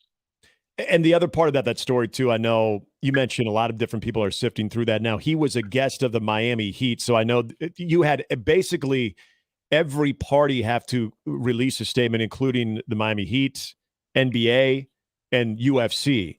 And so I'm curious on, if you are a guest of a organization, like what type of actions do they have to take? What type of liability are they under too? See, there was a lot of things that were being a guest of this at this event by this team, but also, I mean, is this more of an NBA thing? Is this more of a Miami Heat thing when it comes to? No, come on, this is a Conor McGregor thing. This is obviously that is. I mean, the Heat and the NBA have no involvement here, other than it took place at an NBA arena. Right. This is an individual making a decision or involved in a situation. I mean, it's not the first time that we've had allegations like this against Conor McGregor. Right. It's just the look is bad, and they will determine if the woman, what side of the story it is. It's just there's a lot of evidence that appears in this case. Yeah. When in situations like this, when you hear about something happened inside a bathroom and bodyguards were standing outside, well, we don't know what happened. Well, now they have video evidence. So, yeah, it's not good for Conor McGregor at all. I've watched some of the video that was released today, and it's disturbing. It's very much disturbing. Yes. But we're gonna get what exactly happened. The truth will come out. Yeah. Hopefully. Yeah, I would agree. And yeah, more than anything, we hope that is the case there. All right, coming back here just in a moment, wanted to get into a little bit. It wasn't, as we mentioned, not just the Nuggets Day to celebrate a title, but it was also the Kansas City Chiefs, and they did like their red carpet, but then this private ceremony. But I no exotic chicken fingers. I brought up a company in jest yesterday, so I gotta apologize to them when we come back, because I literally had no idea they were still in the big ring game when it came to championships. So we'll do that. A little Nebraska football as well. More College World Series talk. It's Mornings with Sharp and Handley here on 1620 The Zone. All right. It is that time of the year. As you know, we're talking about it. Baseball is back for another exciting summer, and Templeton Rye is bringing a few all-stars of their own. They've got their all-star lineup of a 4-year, a 6-year, and now the all-new 10-year reserve. Templeton Rye is the perfect way to celebrate your favorite team, home runs, shutouts, no-nos, whatever it is when it comes to baseball, because Templeton Rye has a history almost as rich as baseball itself, with a fire that was lit generations ago. Templeton Rye whiskey is for the strong-spirited, with a new bold look and the same great taste. And the best way to enjoy it is on its own, but if you're looking to make some cocktails this weekend at your favorite baseball event, well, you can check out a lot of cocktail recipes, including how to make an old fashioned, maybe a Templeton Rye Manhattan, Templeton Sour, and the Iowa Mule. Just go to TempletonDistillery.com to find more great recipes. Also, you can visit the Templeton Rye Distillery, especially for all of our visitors making their way into Omaha. Templeton, Iowa, just a short drive outside of Omaha and open most days of the week. Visit the new Templeton Distillery and learn the history of a local legacy and what goes into distillery-exclusive releases. Enjoy responsibly. Templeton Rye Spirits, Templeton, Iowa, Rye Whiskey. Gary Sharp, Nick Handley, and Jimmy Chavez. Mornings with Sharp and Handley. Weekdays 6 to 10. On 1620 The Zone and 1620thezone.com. Mornings on 1620 The Zone is brought to you by MD West One Orthopedics, Neurosurgery, and Spine. Previously on Unsportsmanlike Conduct. We have NIL, we have transfer portal, we have conference realignment. Do we need like a new scandal? Man, I just love the games. I just like games. Well, it's people don't like the NBA because it's all drama. They don't like the games. People love all the drama. That's what college football turns into for 9 months. Well, have you seen the non-conference schedule? It sucks. Man, it is pretty bad. It sucks. Unsportsmanlike Conduct with John Bishop and Josh Peterson. Weekdays 2 to 6 on 1620 The Zone. Your Omaha area forecast presented by Funplex Water Park and Rides from the KETV Newswatch 7 Weather Center on 1620 The Zone.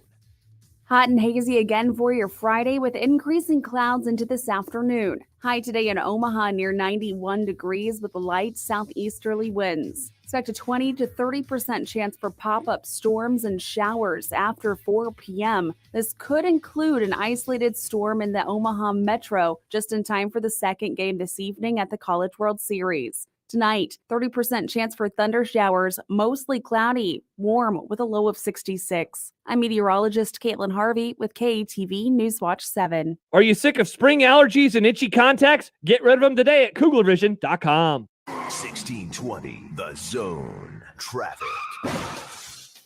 From the Backlund Plumbing Time-Saving Traffic Center. If you're traveling west on Center, things slowing down a little bit around 168th.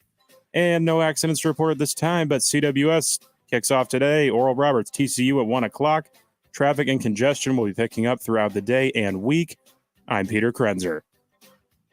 This time-saving traffic was brought to you by the Nebraska Lottery. Enter the Nebraska Lottery's Lucky for Life ticket snap. Through July 10th, buy a Lucky for Life ticket and enter to win Nebraska football Skybox season tickets, regular season tickets, or other prizes. Top prize odds, 1 in 30 million. As a business owner, you work hard to keep the lights on. At Emprise Bank, we do too. We understand the challenges that growing companies face because Emprise is built for business.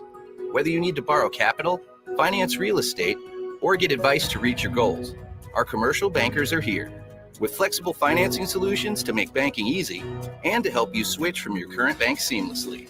This is the power of possible. Visit emprisebank.com to learn more.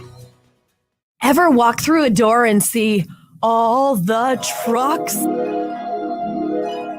Yeah, it's kind of like that at Gretna Auto Outlet. Half-ton trucks, three-quarter-ton trucks, dualies, gas or diesel, Gretna Auto Outlet will be happy to show it to you. They don't call it truck heaven for nothing, you know. Stop in the climate-controlled comfort of the indoor showroom or online with the virtual showroom at GretnaAuto.com. Gretna Auto Outlet, open Sundays too, just north of Nebraska Crossing on Highway 6 in Gretna. Hey everyone, Josh Peterson here for my friends at Miracle Hill Golf and Tennis. Their annual 4-person 4th of July scramble is coming up at 8:30 a.m. on Independence Day. How do you get signed up? Well, you go to their website, miraclehillgolf.com/store. You got to get signed up for this one fast because the spots will go by soon. And give them a call at 402-498-0220 to book your tee times today. They're located just north of Dodge on 120th Street, Miracle Hill Golf and Tennis. Celebrate the College Baseball Championship with Templeton Rye. Whiskey for the strong-spirited with an all-star lineup of 4-year, 6-year, and 10-year reserve. Templeton Rye is crafted with a strong community spirit, the perfect way to celebrate your favorite team. Templeton Rye, whiskey for the strong-spirited, available near you. Hey, everybody, it's Michael Saviv for Ted and Wally's, 2 locations, one in the Old Market, of course, the other in Benson. Ultra premium ice cream. You may ask yourself, what does that mean? Well, 20% butterfat. Been making it since 1984, and there's so many different flavors. And one of my favorite things about 10 Wally's is they make an ice cream for you. They've got keto-friendly ice cream. They've got goat milk ice cream. Whatever you're looking for, they have it. It's 10 Wally's, 2 wonderful locations, Old Market and Benson. And, of course, tell them Severe sent you. Do you hear that? Asthma triggers are everywhere, from dust mites, pet dander, and pollen, to smog and smoke. An asthma attack can strike anywhere, anytime. Be prepared with quick-acting Primatene Mist. Clinically proven to open airways quickly. It's the #1 FDA-approved asthma inhaler available over the counter. Primatene Mist. Breathe easy again. Use as directed. Sponsored by Armstrong Pharmaceuticals. Okay, next time you're at the store, I dare you to not think about the unmistakable fresh, clean scent of Irish Spring. Yeah, you heard me. I want you to resist picturing a shower filled with those sensational Irish Spring suds. And if you succeed, well, you got what my gramps used to call resolutitude.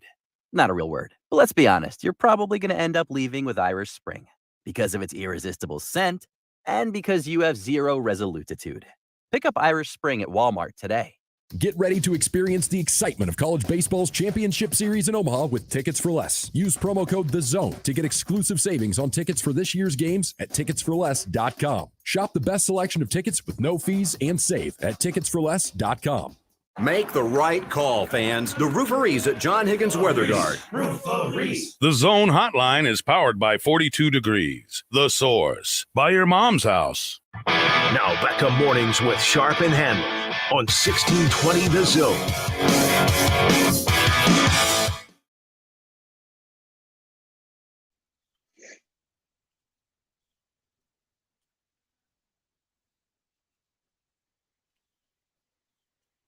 Go to the Equitable Bank inbox on the prices. By the way, we continue to get updates on this. John says the Holiday Inn Express at 132nd and L.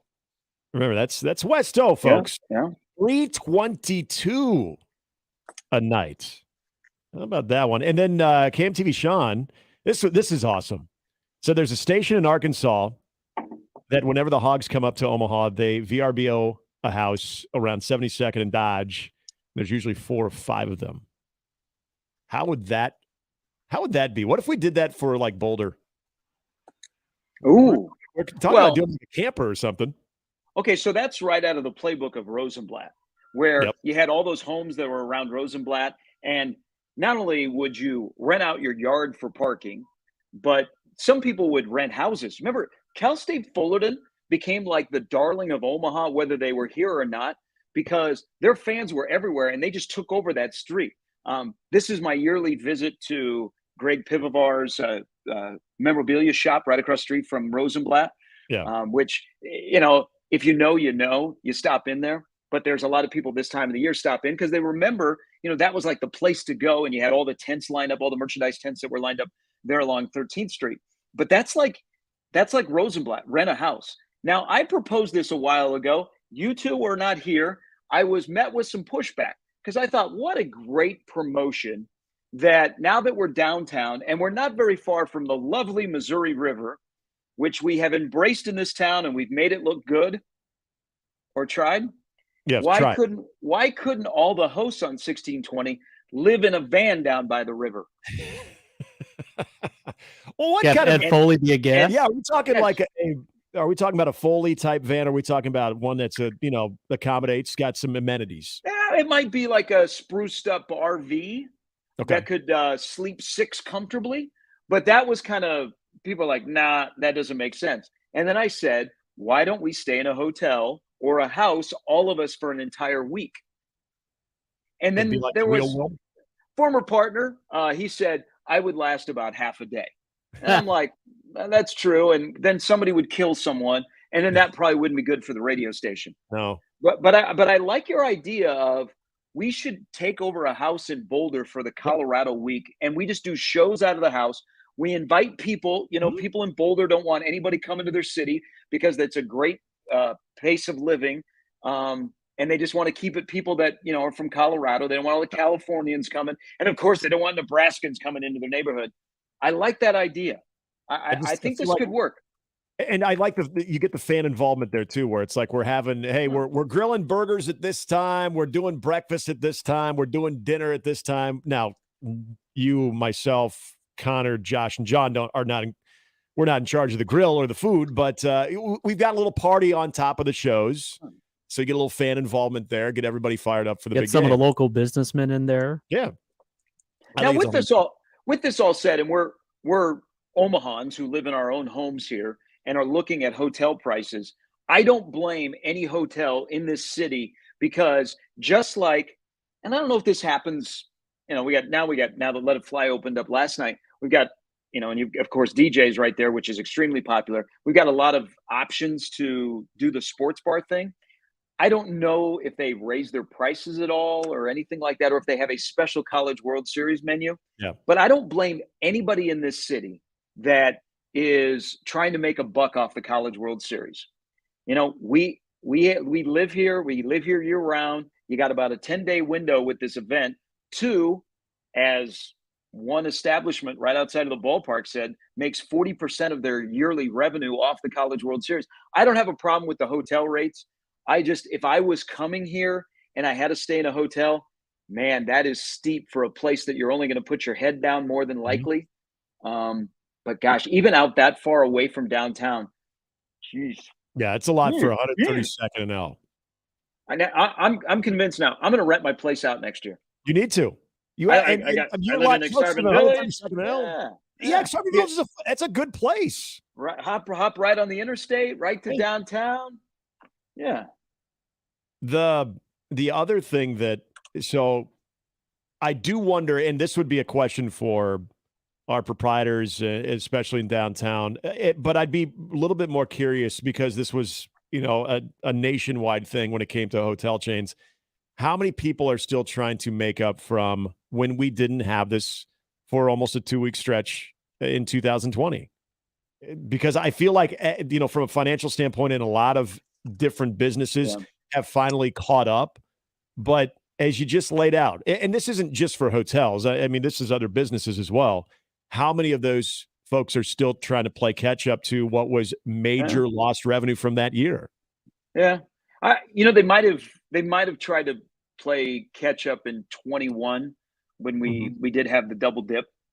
But yeah, I think that's fair. That's fair. There may be some businesses that are still trying to make up for, big chunk of revenue in 2020. I would hope in their business model, they've been able to recoup some of that, or at least get their feet on the ground, because probably if not, they aren't with us in 2023. Yeah. And that's probably the reality there. If you're still trying to play catch up, then you may never catch up.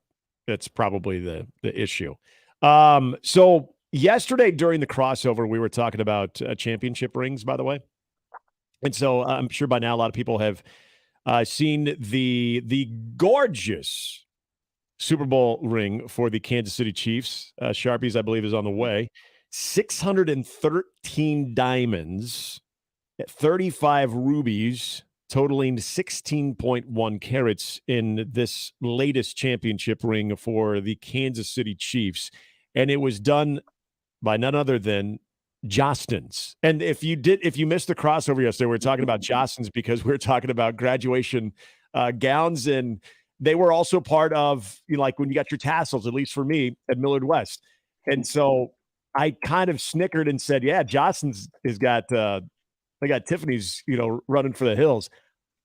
Sharp, honestly, I had no idea that Jostens was still like in the big championship game. I didn't know that. So I got to apologize to Jostens, because that ring is freaking badass. Like, that thing is to the nines and some. And I just expected Tiffany's. And I know usually you go with what's prevalent in the area. So maybe Jostens is really big in Kansas City. I don't know. But yeah, I just assume, Tiffany's is probably going to do most of them, or like the high end. Maybe Jostens is a lot more high end than I thought. Hey, if they're putting out a 16.1 carat championship ring, you're doing something okay. So I fully admit, didn't know that they were in the big ring game. I apologize. I want to be in the big ring game. I don't know. That's what we should. If you are now trying to get into that business, the Big Ring Game should be the name of your business. Big Ring Game. Hey, it's now we're in a. If you go back and there are plenty of websites that have pictures of like every Super Bowl ring, like all the way back to Super Bowl I to now the most recent stretch of the Rams and the Chiefs, and it gets larger and larger and larger and gaudier. Like it's 613 diamonds, and it's impressive. And that, not only do you get a parade, but you get a ring. Yeah. And how many of those guys actually wear those rings? You put it in a safe deposit box, you show it to your friends and your family, and maybe you go to an event and people want to look at it, and you may or may not allow somebody to put it on. But they're just like next year, whoever wins the Super Bowl next year, they're going to outdo what the Chiefs did. Because some of these things, you're basically wearing a brick on your finger. Mm-hmm. That's what it basically is with, it slips onto your finger and you're wearing a brick. But I was, it was cool. I admit that I watched the video and I examined the ring, and that's here's where like the cool part, like they were showing a lot of Mahomes and Kelsey, and Mahomes clapped back at Jamar Chase, which that is not just friendly. We're pros in the NFL rivalry. Oh. The Bengals-Chiefs rivalry That's some might hate be to it. on there's some hate there. So get your tickets now at ticketsforless.com for that New Year's Eve game at Arrowhead. So he clapped back. But the cool thing of like all of these ceremonies is the people that you don't know in the organization that get a ring and how special it is to them. Yeah. Like the person that is, in charge of security at the football facility, that people that come in there, player, staff member, coach, player, visitor, should not be here. That person gets a ring. So when you don't ever see their reaction, but their reaction is pretty cool. But damn, that's gaudy. None of those guys are wearing those rings out unless you're doing it for show or a flex. Because I think after a while, your finger would like start to droop. Yeah. As you get older, some of us have, you do a little sagging.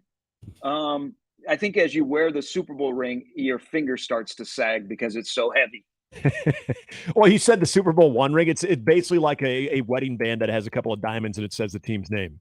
I mean, how small those things are. It's like, wait, that was actually, you use that to commemorate a championship, and then now, yeah, you're right. You won a game. It's like having a small planet on your finger. Dave Tollefson, who's got two of those when he was with the Giants. Oh, that's right. I remember seeing his, and he would bring it out to, we would do some broadcasts with him, and yeah, that thing, and that's more than a decade ago. Those things were, and he said they were Tiffany's. Both of their rings were Tiffany's, and those things were very large. Shaq's 06 championship ring with the Heat. That thing, Wayne Simeon has showed me his. That thing's like this big. When something looks big on Shaq, it's rather large. So, hey, Justin, for you. Yeah, there's the other part of the ring, and we see it a little bit around here with guys in the 90s on those national championship teams for Nebraska. Mm. And, they got a lot of swag. They got watches, they got rings. But some guys that are down and out on their luck, they've had to sell their rings. And there's good stories of a Husker fan will buy a player's ring and, buy it from, I don't know, a foreclosure sale or something and give it back to the player. Yeah. It's as fans, we look at it and, Jimmy, you're alluding to how large that Laker championship ring was. I wonder to a player, and this is a little bit onto what you were saying about Dave, and I've seen his rings. Does it mean more to a fan than it does a player? Because it has to mean to a player, it's like the goal and the journey to win a championship, but it's a ring. Like I think fans, we get, because I was on the website last night just looking at the evolution of Super Bowl rings.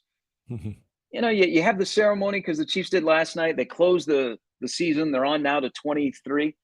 Does a Super Bowl ring and championship rings mean more to a fan than a player? Because every time I see that a player is selling his national championship rings, I'm like, man, that I hope they're doing well. I hope it brings funds that they can take care of their family or whatever. But gosh, you're parting ways with that. So maybe it means more to us than it does to some players.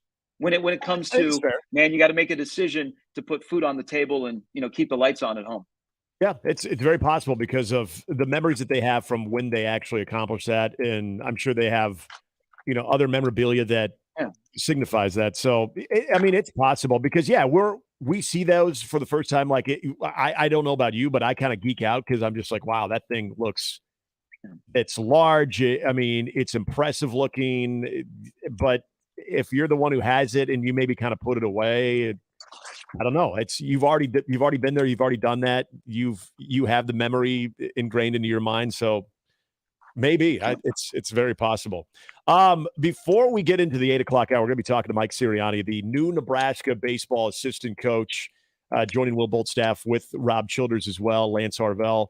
Going to be talking to Coach Sirianni here in just about 10 minutes. I remember this now that Antonio Brown was the majority owner for an arena team. Things aren't going well, and maybe we shouldn't be shocked. Yeah, maybe we shouldn't be surprised. Also, Matt Rule talking more about some of his assistant coaches and the role that he would like them to have, not just during practice sessions, but also in the everyday life of the players, and some interesting stuff from that. We'll get to all of that when we return here on Mornings with Sharp and Handley on 1620 The Zone.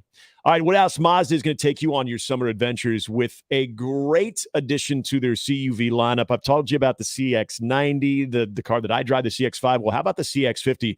And this CUV stands out because it is more of that tough-looking exterior, but also looks very sleek. It's got the ultra-comfortable interior, and it combines the iActive all-wheel drive and an available turbo engine that you can take on any terrain, no matter where your travel is going to take you this summer. Available panoramic moonroof also allows nature to collide with that comfort I was talking about in your vehicle. The interior of the CX-50 was actually inspired by outdoors with stitching that reflects the pattern of hiking boot laces.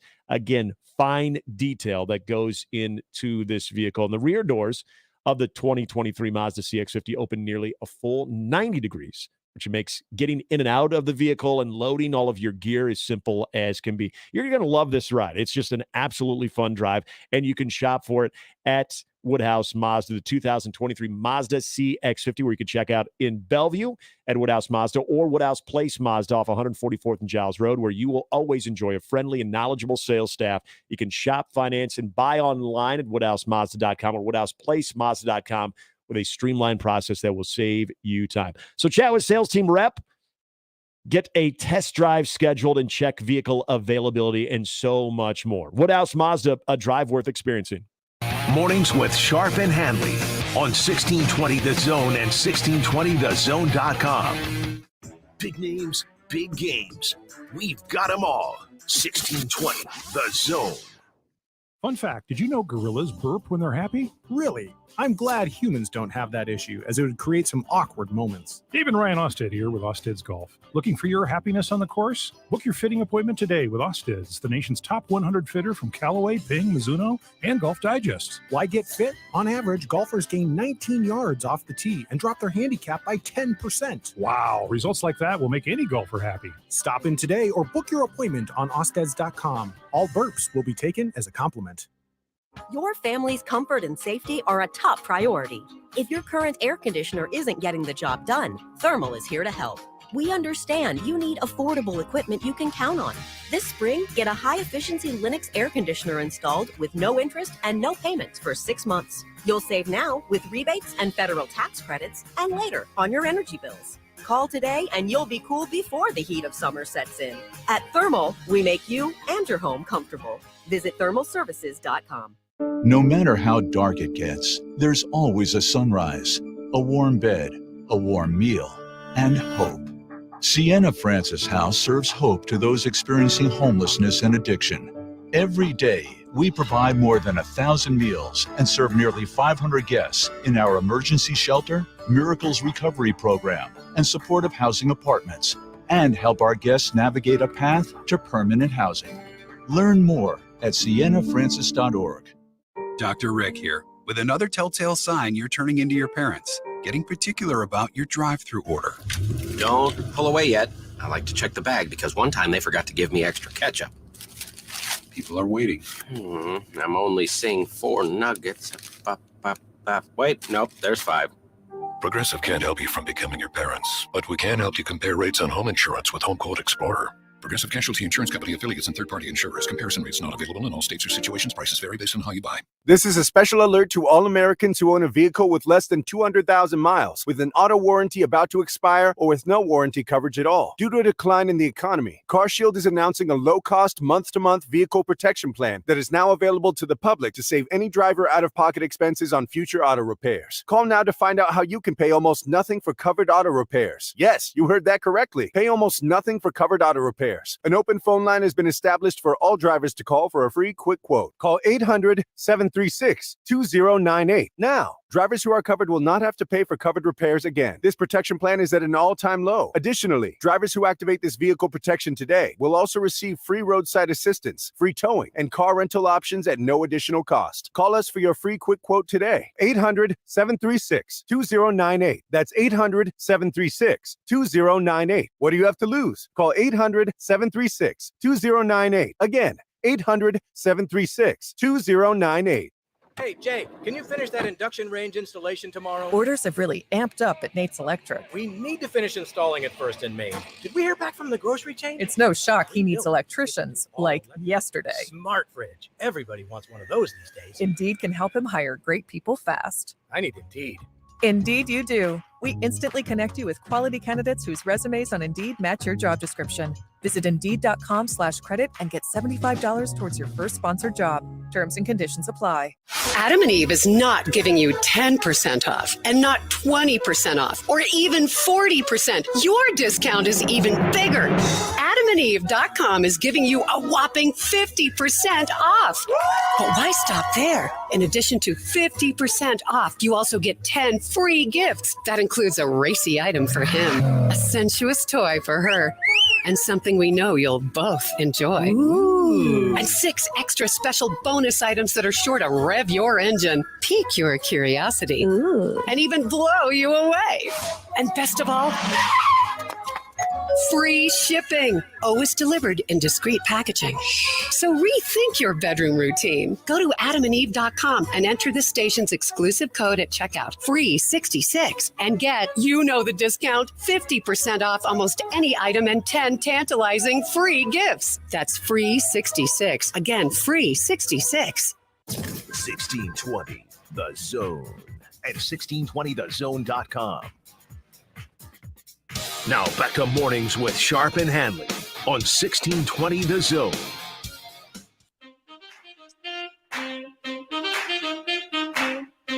Just a quick segment here. We're going to be talking to Nebraska's newest assistant coach, Mike Sirianni.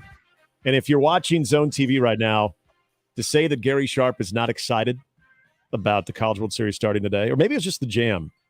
I think it was the jam. I'm waiting for somebody, one of my neighbors, to check on me to say, why are you talking so loud this morning? Don't you have that thing soundproofed? Come on. Yeah, but you know what? Sound panels? Got some sound panels up there? I don't know. I just have a lot of curious neighbors. They always want to know what I'm up to. Why are you out of town?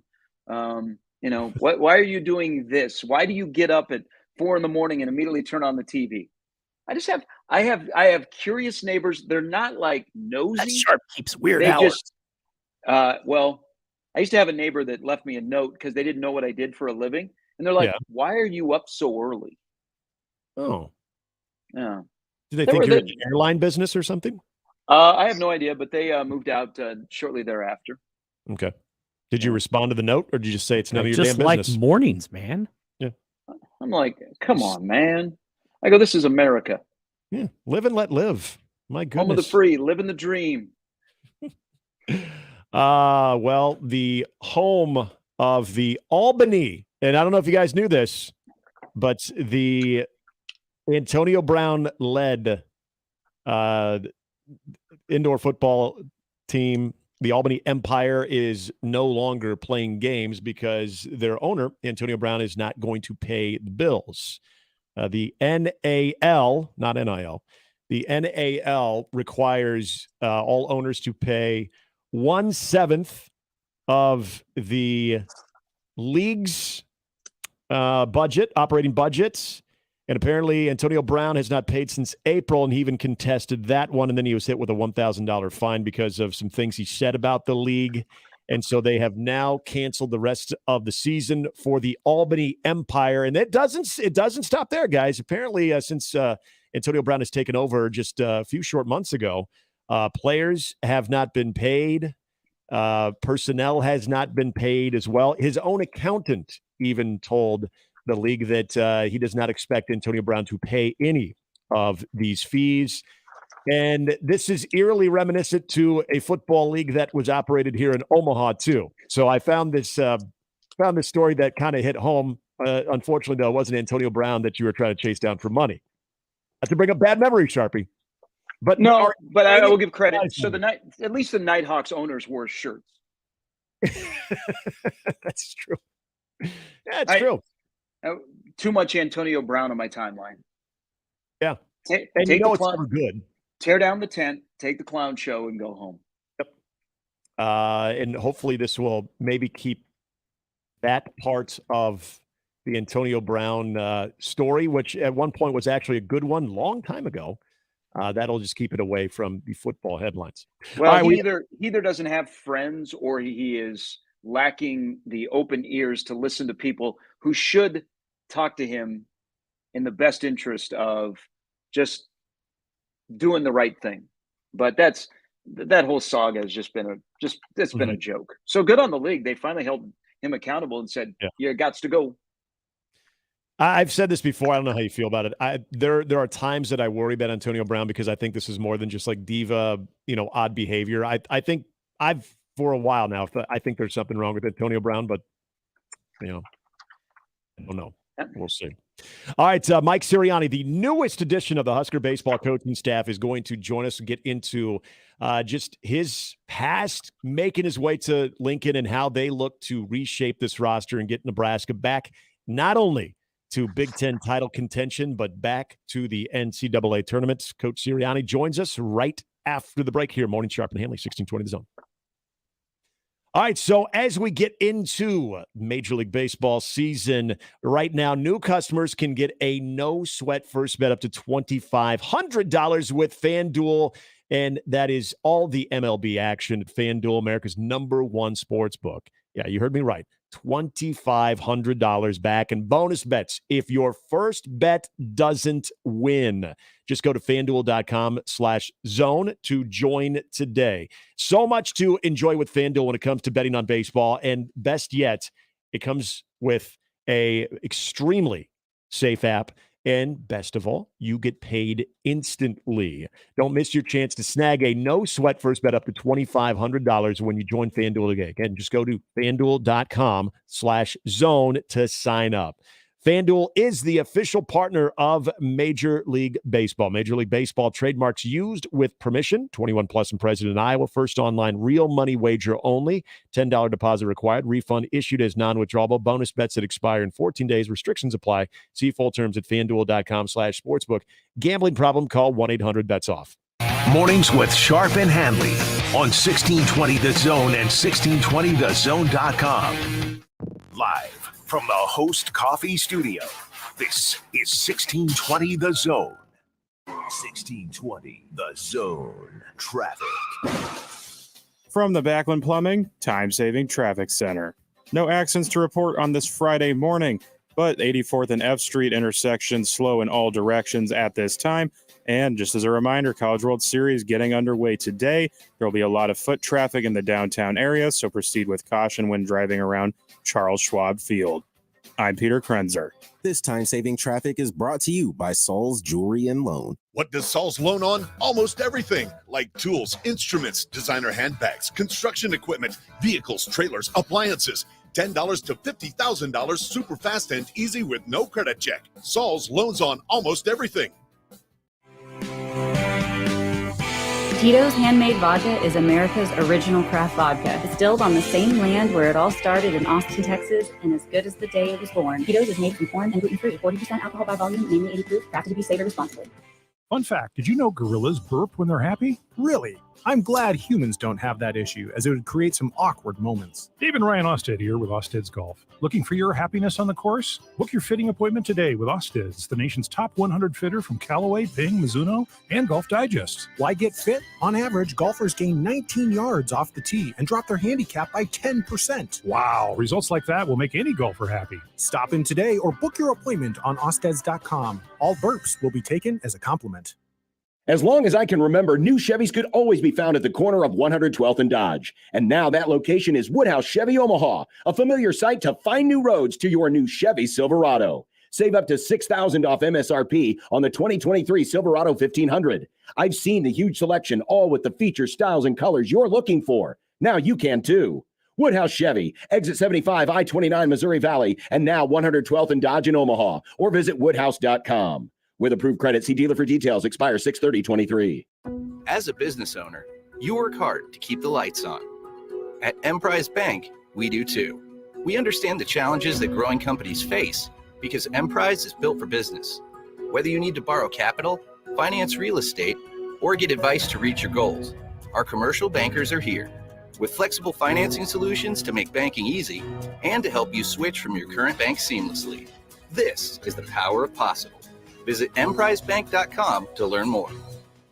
Come visit Omaha's own little corner of France, Les Voltaire, for mouth-watering appetizers and entrees, plus melt-in-your-mouth desserts and an extensive brunch menu on Sundays from 10 to 2. Dinner or brunch with friends, for a special occasion, entertaining clients, or just chilling with French wines with your favorite someone, Les Voltaire will make you feel right at home. Reserve their private party room today for birthdays, rehearsal dinners, and retirement parties. Les Voltaire, just off 156th and West Dodge Road in Pepperwood Village, and at lesvoltaireomaha.com. There are some things that happen every day. In the morning, my paper gets delivered. Thank you. Around noon, my neighbor waters his flowers wearing a bathrobe and hip waders. Hello, Mr. Willis. Where's my paper? After dinner, the lady up the street walks her 14 poodles. And just before the 10 o'clock news, the Nebraska lottery winning numbers are drawn for their daily games. Nebraska Pick 3, 2x2, and My Day. With Nebraska Pick 3, you choose your bet type.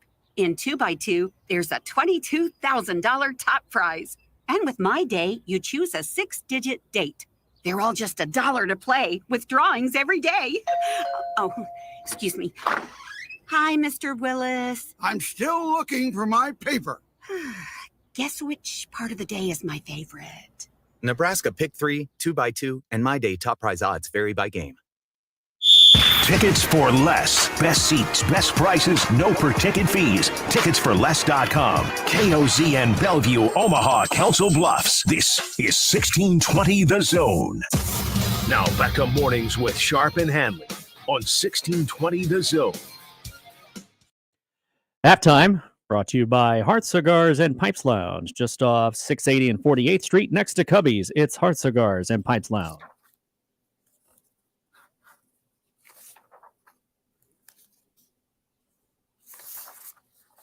College World Series day number 1 out at the Chuck. Don't forget, we've got our Omaha Baseball Village coverage beginning at 10 a.m. Josh Peterson, Mike Schaefer will be on board. And speaking of Mike Schaefer, he'll be joining us this hour. We're going to be talking some recruiting, another Friday Night Lights camp going on. And then the reason Gary is not with us in studio, he and John Bishop will be on the call all day long, including at game number 1, 1240 with pregame coverage, TCU Oral Roberts. So college baseball is obviously on the mind here in Omaha, and we're excited to talk a little college baseball, talk some Nebraska baseball with the newest addition of the Husker baseball coaching staff, and that is assistant coach Mike Sirianni joining us. Coach, first of all, thank you so much for joining us. Welcome to Nebraska. It's a pleasure to be here, man. It's been exciting. Super grateful for the opportunity. So take us through the process. This was obviously a very interesting sort of transition for Nebraska baseball with going from Big Ten champions a couple of years ago and, just kind of had a nice little run in the Big Ten tournament. And we know the offseason, there's always attrition, especially with the roster, but sometimes we see the coaching attrition too. What was it kind of in the process of you coming from Wichita State to Nebraska with the coaching change there? Just what were those conversations kind of leading up to, Will Bolt and everybody involved in joining the staff? Yeah, well, first off, the staff here in Nebraska is unbelievable. I've known these guys for a really long time. We've recruited the same players. We've recruited against each other for years. And so the relationships that I have with those guys have been in competition, for years. And it's just been one of those deals where, they might have had a need, and I obviously was going through some transition where I currently was, and it was great, man. That these guys are awesome. It's a pleasure to work with Coach Bolt, Coach Childress, Coach Harvell. They're great people, and obviously the University of Nebraska is an unbelievable university. Mike, let me, first of all, as a Urbandale guy, I'm not supposed to like people that are from Indianola, but I've known your dad, John, for a long time. And of course, your brother, Jay, who pitched at Nebraska. And now you, who have also been around the area with a stint at Iowa Western. So in Indianola, I'm okay with the Siriannis, the Blakes, the Streets, and the Hansons. So you're a good guy in my book. But as you've got a reputation, you're a really, really good recruiter. What you've been able to do in your career, and then what you guys were able to do at Wichita State, sell me. And you take over this job. So you have the transition of the staff shakeup at Wichita State. So you go from the Shocker polo to putting on the Nebraska polo really quick. And we're starting to see guys come out of the portal, which is kind of what college baseball is today. How are you selling Nebraska when you haven't even been in the dugout or maybe even spent a day in the office yet? Yeah. Well, those ties that Indianola and Urbandale, they go way back. So it's awesome that we can talk about that. The biggest thing that I'm telling these guys and the main reason, that I came here is the relationships and the trust that I have in the other coaches here at the University of Nebraska. Like I said, we've been very close through our times of recruiting and playing against each other and competing against each other that, some of the intangibles for our lifestyles are very similar. And that was one of the big things that I chose to make a decision to come to Nebraska. Those coaches are great people, man. They're great baseball coaches, but they're also great people. And that's a priority to me. That's a priority to my family. And obviously, they've had tons of success on the baseball field, and I just want to be a little part of it. I want to help out in any way I can. And obviously continue the transition, of this transfer portal. It's been tricky. A lot of the guys we had at Wichita State have had opportunities and they've done their thing. And so I'm happy for them, because obviously they're good kids, but we're trying to do this thing here at Nebraska and we're getting after it. And it's awesome to work with guys that want to win, the guys that want to do it the right way. And, just really, really, really the relationships are a priority to all of us. And I know this is such a big time when it comes to the traditional recruiting route. When we're talking high school baseball, and once we get into those summer tournaments, and there's a lot, and we've talked about this on the show so much about the talent in the state of Nebraska, and you're very familiar with that, and also in the talent of Kansas. Just from the traditional standpoint of high school recruiting, how big are these next 2 months in kind of starting to establish that next class? Huge, man. Huge. Obviously, Coach Gold and Coach Harvell have already got a great start on it. They're unbelievable coaches and unbelievable recruiters, and they've obviously got a great start on it. But it was huge. I mean, last night I was down here in Kansas City watching the Lincoln East team play. It was great to meet some of those coaches. They obviously won state championship this year. So getting to talk to those coaches and see that team play, and there's a kid on there that's committed to Nebraska, and so it's a priority trying to just get out there and see everybody in the state of Nebraska as well as in the surrounding areas, and so it's got to be a good blend though. Nowadays with everybody having older players and this transfer portal, we've got to have a great blend, and obviously Coach Bolt and Coach Harvell have done an unbelievable job with that, and Coach Harvell's out, I'm out, and watching these high school games and these travel ball games and getting the best talent in the surrounding area. But it's a priority in the relationships with us coaches as well as the teams that we've seen. And we're out doing it right now and doing everything we can to get Husker baseball going this year. And so it's exciting time, and it's a very big honor to get an opportunity to work with these guys at the University of Nebraska. Mike Sirianni, who is the latest addition to Will Bolt's staff, along with Rob Childers being promoted pitching coach, joining us. I want to circle back because I can tell you love recruiting. I mean, I know the results, but I can tell it in your voice, and already I can tell that you're a good, quick relationship builder. I'm listening to Brian O'Connor at Virginia. Hey, it's great that we're in the College World Series. There is none better. But you know what? I'm working on my 24 roster, and I'm sitting here on Zoom calls with portal kids while I'm about ready to go hit infield, outfield to get ready for the College World Series. In your world of recruiting in college baseball, Mike, how has the portal just turned everything around on how you approach the day-to-day of helping construct a roster? Man, it's crazy.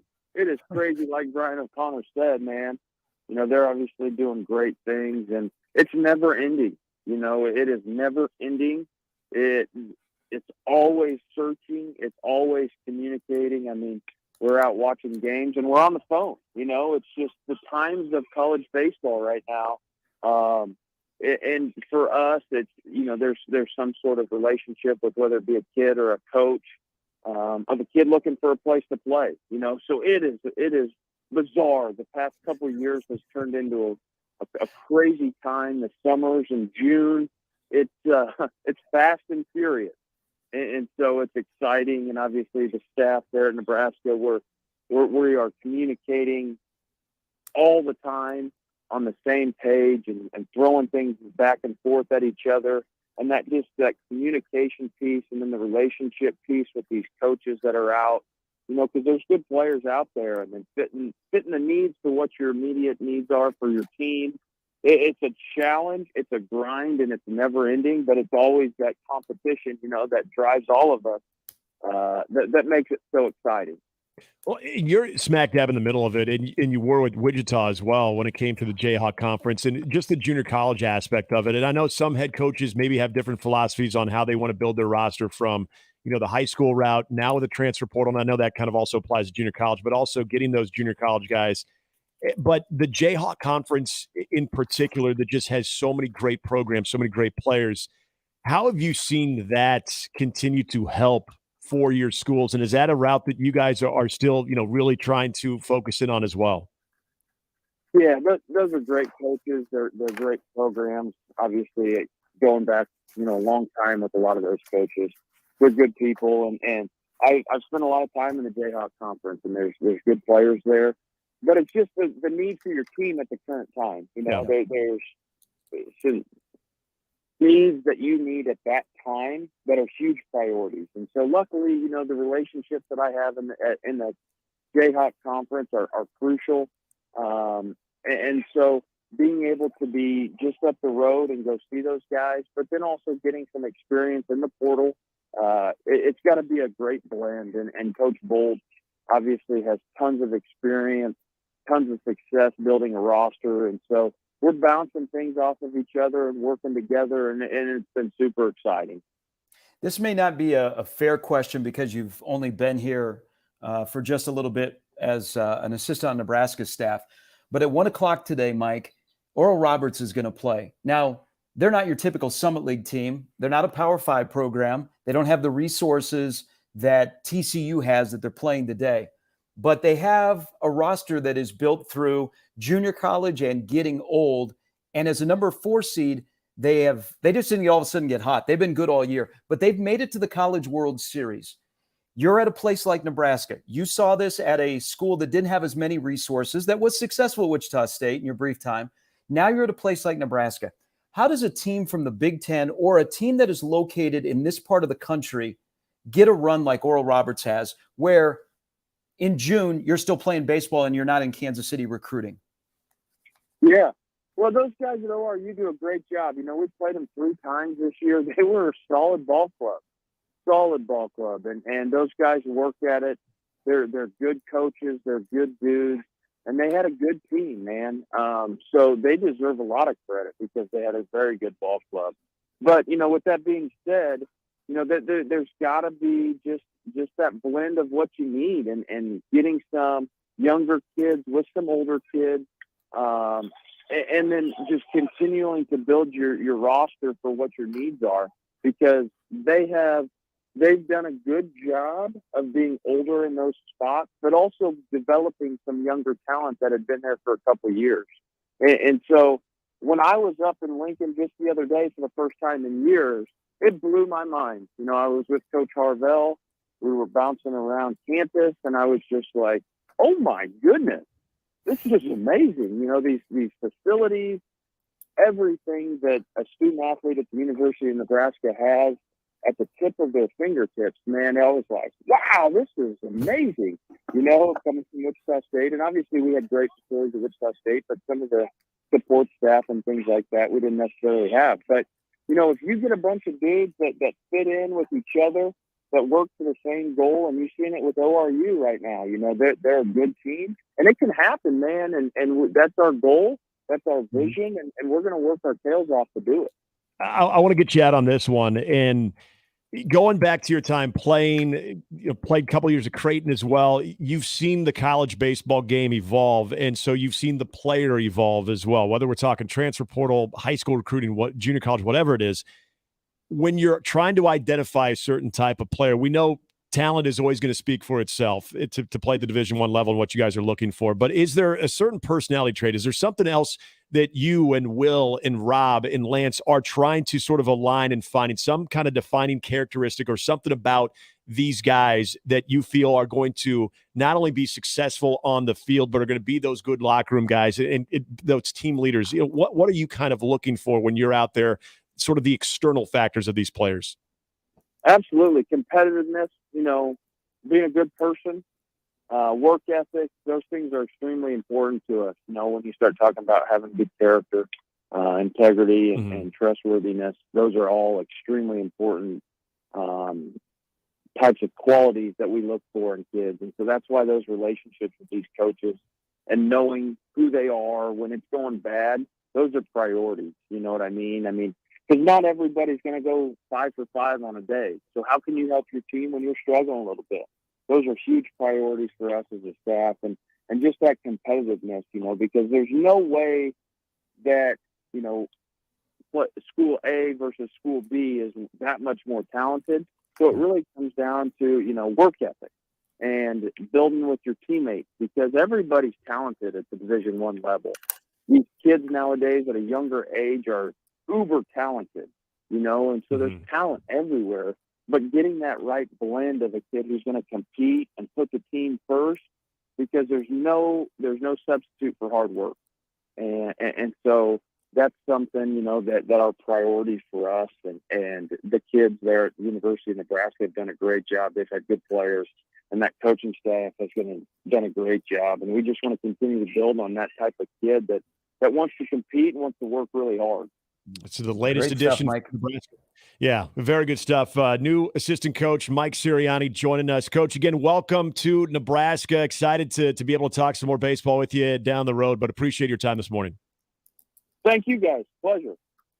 Well, and Sharpie, you mentioned it. You probably got to cover Jay as well. His brother, Jay Sirianni, who was a Husker. Mike himself, no stranger to baseball in this state, playing for Creighton for a couple of years as well. Well, so Mike is going to be on that small list that played at Creighton and coaches now at Nebraska. Because in 02-03, so he went to Indianola, which is, I guess now a suburb of Des Moines. It's south of Des Moines, more known for the Hot Air Balloon Festival than the Indianola Indians. I think they're still the Indians, but that's where Chris Street went to high school. But his dad was a longtime baseball coach at Simpson College, which is a really good Division III school in Indianola, athletically and academically. And then he became the athletic director. But yeah, so when I was doing the games, Jay was on the pitching staff. It's a good baseball family. You know that he is a grinder. You can just tell that in his voice. But he played his first 2 years were at Creighton, 02-03, and he has bounced around at a bunch of different places. You know, he worked for Mark Reardon at Iowa Western for a year. I mean, you work for Mark and you're going to be blown away on how you got to get after it recruiting wise. Yeah. So he's on that small list. But that's when I said last week when his name got out there, I was like, man, that's almost right there with Rob Childers, because Nebraska needs a talent upgrade. They just can't have 2 All-Americans playing in the middle of the infield. They got to find some other dudes 1 through 9. If you look at how Maryland, Iowa, and Indiana have constructed their roster, and having a guy like him will go a long way. But I'm glad that he also mentioned, so he's in Kansas City recruiting. He mentioned a Nebraska team. So Lincoln East is down there, and of course they're the defending state champs with a young roster, and they're and Michael's program. They have a ton of talent that is upcoming. See how subtle he was in mentioning that? That guy is a recruiter first and foremost. Yeah, that was great stuff. Speaking of recruiting, we're going to be talking to Mike Schaefer here in about 5 minutes. Let's get an update again with Jimmy. I thought you were going to say me. I was like, wait, I don't have anything on recruiting. You got recruiting. Yeah, come on, lay it on us, man. I've done that. Yeah. Anyway, the Storm Chasers beat Columbus 4-2 last night at Warner Park. They are almost back to 500. They're 31-32. The two teams play again tonight at 7:05. And by the way, Sunday's Puppy Day. We can't go. Oh, we got to work. So you're bummed by that, aren't you? Working? No, they tell me they give you money and all that stuff for it. No, Just you bring get to the go to pup a out. baseball game. Bring the pup out to the village. Anyway, robot umpires likely won't be ready for a big league call-up next season. Major League Baseball Commissioner Rob Manfred, he had other things to say also, said the automatic ball strike system being used in AAA is not likely to be used in the big leagues in 2024. Defining a computerized strike zone is among the issues. The Independent Atlantic League tried the ABS system in its 2019 All-Star Game. It was used in that year's Arizona Fall League of top prospects, and the ABS was used at 8 of the 9 ballparks of the Low A Southeast League in 2021, then moved up to AAA in 2022. At AAA this year, half the games use robots for balls and strikes, and half have a human making decisions that are subject to appeals by the teams to the ABS. Just wait till the computers become self-aware. Humans. Yeah. Major League Baseball Commissioner Rob Manfred. Yes, you remember him. We just talked about him. Well, he just continued to put his foot in his mouth as he fired back Thursday against the backlash facing Athletics owner John Fisher, who hopes to move the team to Las Vegas. It's going to happen. He goes, I feel sorry for the fans in Oakland. I do not like this outcome. I understand why they feel the way they do. I think the real question is, what is it that Oakland was prepared to do? There was no Oakland offer. They never got to a point where they had a plan to build a stadium in any site. It's not just John Fisher. The community has to provide support. At some point, you come to the realization that it's just not going to happen. Well, the mayor fired back at him defending his city, saying if they had the same things planned, they would have had it built there. At a certain point, he just calls it for what it is. I'm surprised he didn't start by saying, well, bless their hearts. I just wish the mayor would have said erroneous. But yeah. He does not agree. He does not agree with those comments. Yeah. Meanwhile, in Nevada, Governor Joe Lombardo yesterday signed the bill pledging $380 million in taxpayer money towards their $1.5 billion monstrosity. We'll see 30,000 for the Athletics to move to Vegas, leaving only the approval of Major League Baseball to finalize the first relocation of a franchise in nearly 2 decades. Gee, I wonder what they'll say.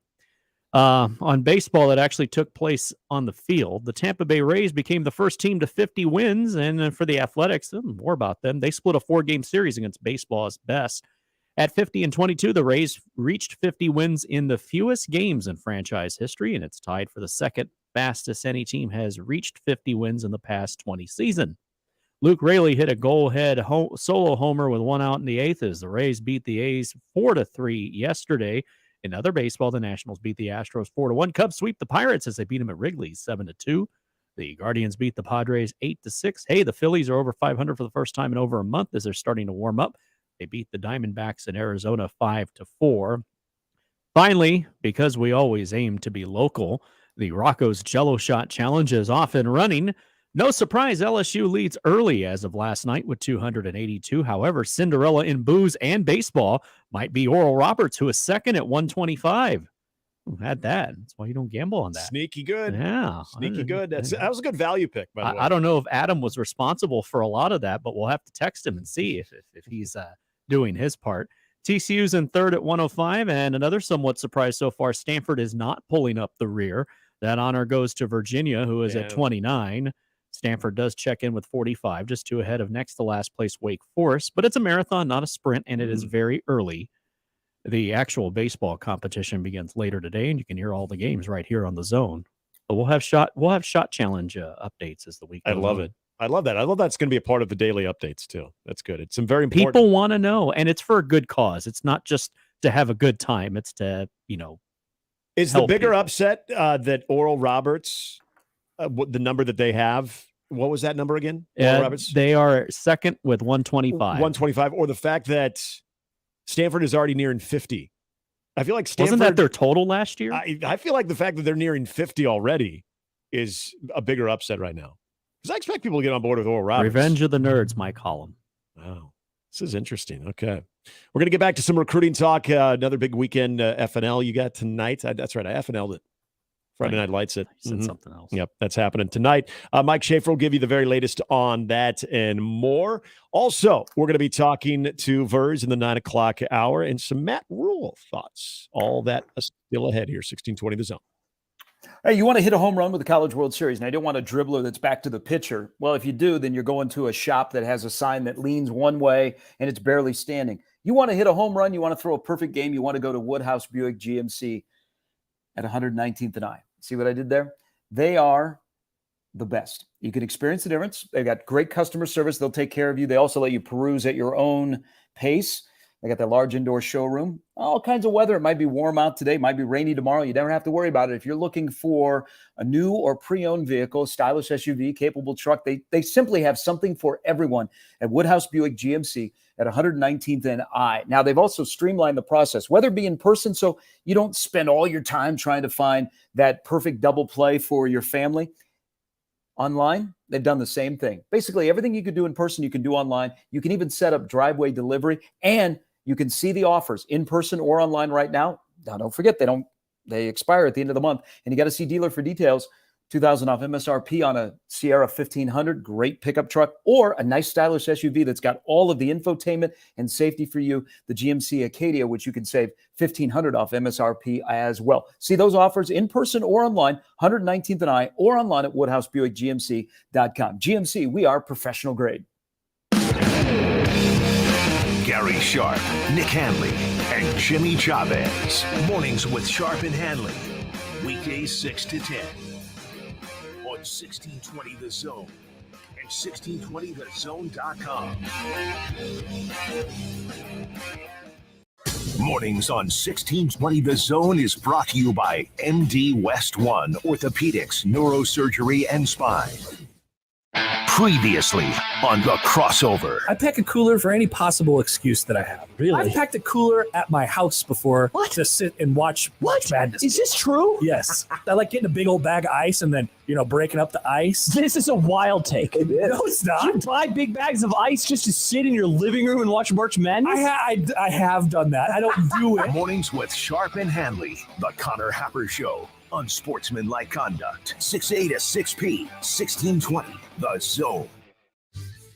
Your Omaha area forecast presented by Funplex Water Park and Rides from the KETV Newswatch 7 Weather Center on 1620 The Zone. Hot and hazy again for your Friday with increasing clouds into this afternoon. High today in Omaha near 91 degrees with light southeasterly winds. Expect a 20 to 30% chance for pop-up storms and showers after 4 p.m. This could include an isolated storm in the Omaha metro just in time for the second game this evening at the College World Series. Tonight, 30% chance for thunder showers, mostly cloudy, warm with a low of 66. I'm meteorologist Caitlin Harvey with KETV Newswatch 7. 1620 The Zone. Traffic. From the Backlund Plumbing Time-Saving Traffic Center. If you're traveling on Dodge this morning eastbound, things a little bit slow between 81st Street and Rose Blumpkin Drive. And if you're traveling the opposite direction on Dodge westbound, things moving a little bit slower near Regency Parkway and 108th Avenue. So do watch out for that on your morning commute. I'm Peter Krenzer. This time-saving traffic is brought to you by Backlund Plumbing. Backlund Plumbing, the most preferred plumber in town. Backlund Plumbing is the most preferred plumber in town, and that's because of our professional plumbers. If you'd like to join the Backlund Plumbing team, go to backlundplumbing.com. Hey everyone, Josh Peterson here for my friends at Miracle Hill Golf and Tennis. Their annual 4-person 4th of July Scramble is coming up at 8:30 a.m. on Independence Day. How do you get signed up? Well, you go to their website, miraclehillgolf.com/store. You got to get signed up for this one fast because the spots will go by soon. And give them a call at 402-498-0220 to book your tee times. today. They're located just north of Dodge on 120th Street, Miracle Hill Golf and Tennis. As a business owner, you work hard to keep the lights on. At Emprise Bank, we do too. We understand the challenges that growing companies face because Emprise is built for business. Whether you need to borrow capital, finance real estate, or get advice to reach your goals, our commercial bankers are here with flexible financing solutions to make banking easy and to help you switch from your current bank seamlessly. This is the power of possible. Visit emprisebank.com to learn more. During the CWS, celebrate the college baseball championship with Templeton Rye. It's whiskey for the strong-spirited with an all-star lineup of 4-year, 6-year, and 10-year reserve. Templeton Rye is crafted with a strong community spirit, the perfect way to celebrate your favorite team. Templeton Rye, whiskey for the strong-spirited. Available near you. How powerful is Cox Fiber? So powerful that one day, your daughter will be able to simulate a soccer match against some of the world's best players right from your backyard. Introducing Cox Fiber. With fiber-fast speeds, it's internet built for tomorrow, today. Limited availability in select areas. Speeds vary and are not guaranteed. Cox terms and other restrictions apply. Get ready to experience the excitement of college baseball's championship series in Omaha with Tickets for Less. Use promo code THEZONE to get exclusive savings on tickets for this year's games at ticketsforless.com. Shop the best selection of tickets with no fees and save at ticketsforless.com. Hi, this is Doug Nodgard with Equitable Bank. Great service never goes out of style. When the digital age dawned, many said computers would be able to handle many of the interactions that used to take a person. Boy, were they wrong. How many times have you called your bank and gotten a recording to press 1 or 2? Not at Equitable. Not only does Equitable answer your call in the first ring, it's answered by a human being. That's because Equitable Bank values its customers. Equitable Bank, we take banking personally. Member FDIC. Turn your home into restricted airspace. Tell incoming flights you want them diverted. The new Raid Essentials light trap plugs into the wall and uses light to attract, then trap flying insects like fruit flies and mosquitoes. Its 24/7 continuous attraction provides insecticide-free protection that's people and pet friendly. Consider air service interrupted. New Raid Essentials light trap. Insecticide-free protection. And we're back. Mornings with Sharp and Handley. Here's Gary, Nick, and Jimmy on 1620 The Zone.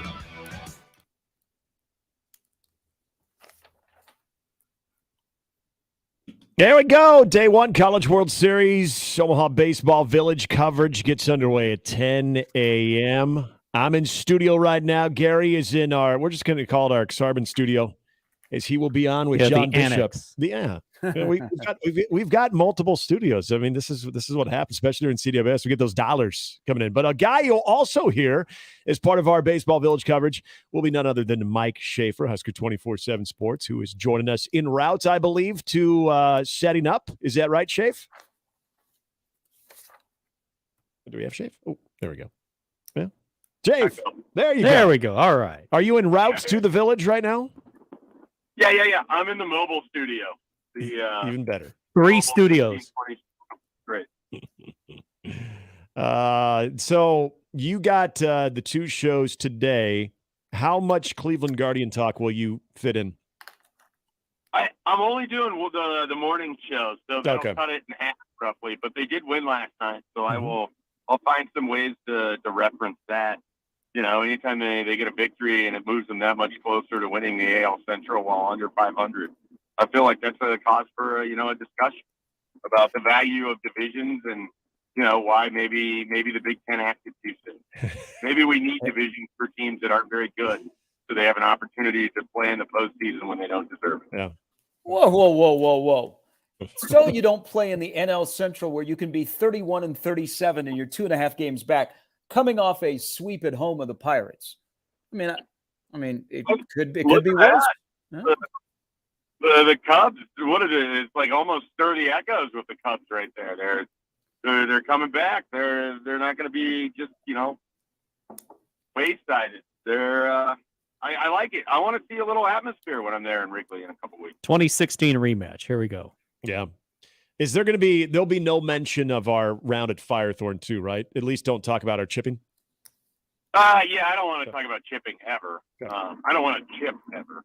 I think that golf should be restored where the only thing that matters is do you hit fairways off the tee box. Yeah. Because then I would be a pretty good golfer. But as soon as I have to bring any other club out of my bag, it is almost a disaster right now. I don't understand how I spend more time playing, more money on lessons and clubs and everything else, and yet I feel worse now than I did a few years ago. I don't like it. I don't like it at all. Well, it's always darkest before the dawn. Yeah. me and Harvey Dent and Batman have a lot. Are you still taking lessons? Yeah, I work with Brady Snell a little bit. He's one of the teaching pros over at Firethorn, and he probably doesn't even want me mentioning his name because I'm playing right now. Well, hey, just remember, so you've done these shows before. We don't talk college baseball. We talk about the atmosphere, and we talk about college football because Phil Steele's digital magazine is out today if you subscribe to it. Nice. Is there a character count? Because one of the greatest things about Phil Steele is how he's able to work in 10,000 words, but only doing it 250. It is peak Phil. It is. There is nothing different. It's fantastic. So Phil Steele's magazine, and then Brett. You got to give a lot of credit in an industry where there's not that many, magazines anymore. He is keeping that thing strong and afloat. Yeah. So his magazine, and then our good friend who joins us in the fall is Brett Ciancia. His digital only magazine, but now a hard copy, is going to be out here shortly as well. So those are the two best preview magazines by far. But Phil Steele, he has crammed even more stuff into it this year. It looks like, am I just like first flipping through on the digital copy? One of my favorite things about those is just going to a random team that I would never pay any attention to and just seeing how much detail is put into it. Oh, I know more about Louisiana. Yep. Schaefer, you in a dead zone? Oh, there you are. Okay, we got you. No, sorry, the driving might be problematic. I'll pull over if needed. But yeah, I mean, when I was a kid, I loved those magazines. You learned so much from these people that put their time into it. And, it's a good, quick way to learn about a lot of programs. I don't know that you take their predictions to the bank, but it's good information. Hey, so let's shift to recruiting because Friday Night Lights is here. It doesn't appear to have the same buzz as like the Mike Riley. So maybe it's a business-like approach. But somebody that will not be there that I watched last night, man, I don't know if you had a chance to watch Danny Kalin. So the Elite 11, yesterday they did their pro day stuff. I know you like him. Man, he's a different quarterback than the last time that Bellevue West played on a football field. He had a great day yesterday in that competition against the best of the best class of 24 quarterbacks. Did you get a chance to watch him either yesterday or the day before? I watched him. I watched highlights from yesterday. I mean, 24/7 had several people there, and I was going through their Twitter feed and finding it. And of course, I think he had some people there that were taking some video, and so I was watching that. I actually exchanged a few messages with Daniel, and true to form, he's coming off of a great day, and his focus is on two throws that he felt like he should have made, that his points would have been higher. I mean, that's just the kind of kid that he is. He's always working. It was nice to see him bounce back. I don't think he had a great Wednesday, but he had a really good Thursday. I think that he is someone that people realize, and I know the 24/7 sports analysts had their eyes open yesterday. He made some big throws, and he's got an arm that I don't know they realized that he could put. And so I think that he really kind of impressed some of our evaluators at 24/7 with how he bounced back after kind of a rougher Wednesday with a really strong Thursday. I mean, basically tied for fifth best out of the competition. Well, and Schaefer, again, if you're kind of looking at he and Gary even kind of mentioned this too, as we continue to see him evolve, and Gary mentioned looks like a different quarterback too. If there's something that maybe he's kind of focusing on, maybe you've gotten this from him or just kind of watching over the last couple of days, what are you seeing that's kind of standing out that looks like there is a major step forward with him? I think the biggest thing with Daniel now is that he spent so much time working on his craft. It's how do you put it together that it's consistent? I think he can make the throws. It's just, can he make the throws 3 out of 5 times, 4 out of 5 times, or 5 out of 5 times? And I think he's kind of vacillated between learning how to do these things and now learning how to perfect it. It's two entirely different ways to go about the craft. I mean, there's the development aspect where I think he's already kind of reached that point, at least with the high school level. He's more in the refining mode, and I think he's trying to clean up a little, a few things. A lot was mentioned, kind of his footwork. I think that's going to be the next step for him to kind of clean a little that up. But I think a lot of it is just refinement. I think he can make the throws, certainly at the high school level. He's got a bigger arm that's only going to develop. He's going to be able to make the throws that are needed at the college level, and we'll see what happens after that. But I think a lot of where he's focused now is just going to be refining things. And then what's interesting, this is the Elite 11, and it's all about the arm. Yeah. When Danny and I have talked in the last few weeks, a lot of it is about how he's focused on speed training, how he wants to be a better rusher for Bellevue West, how he wants to be a more effective weapon as a quarterback so they don't just sit back there in a shell and try to take away his receivers.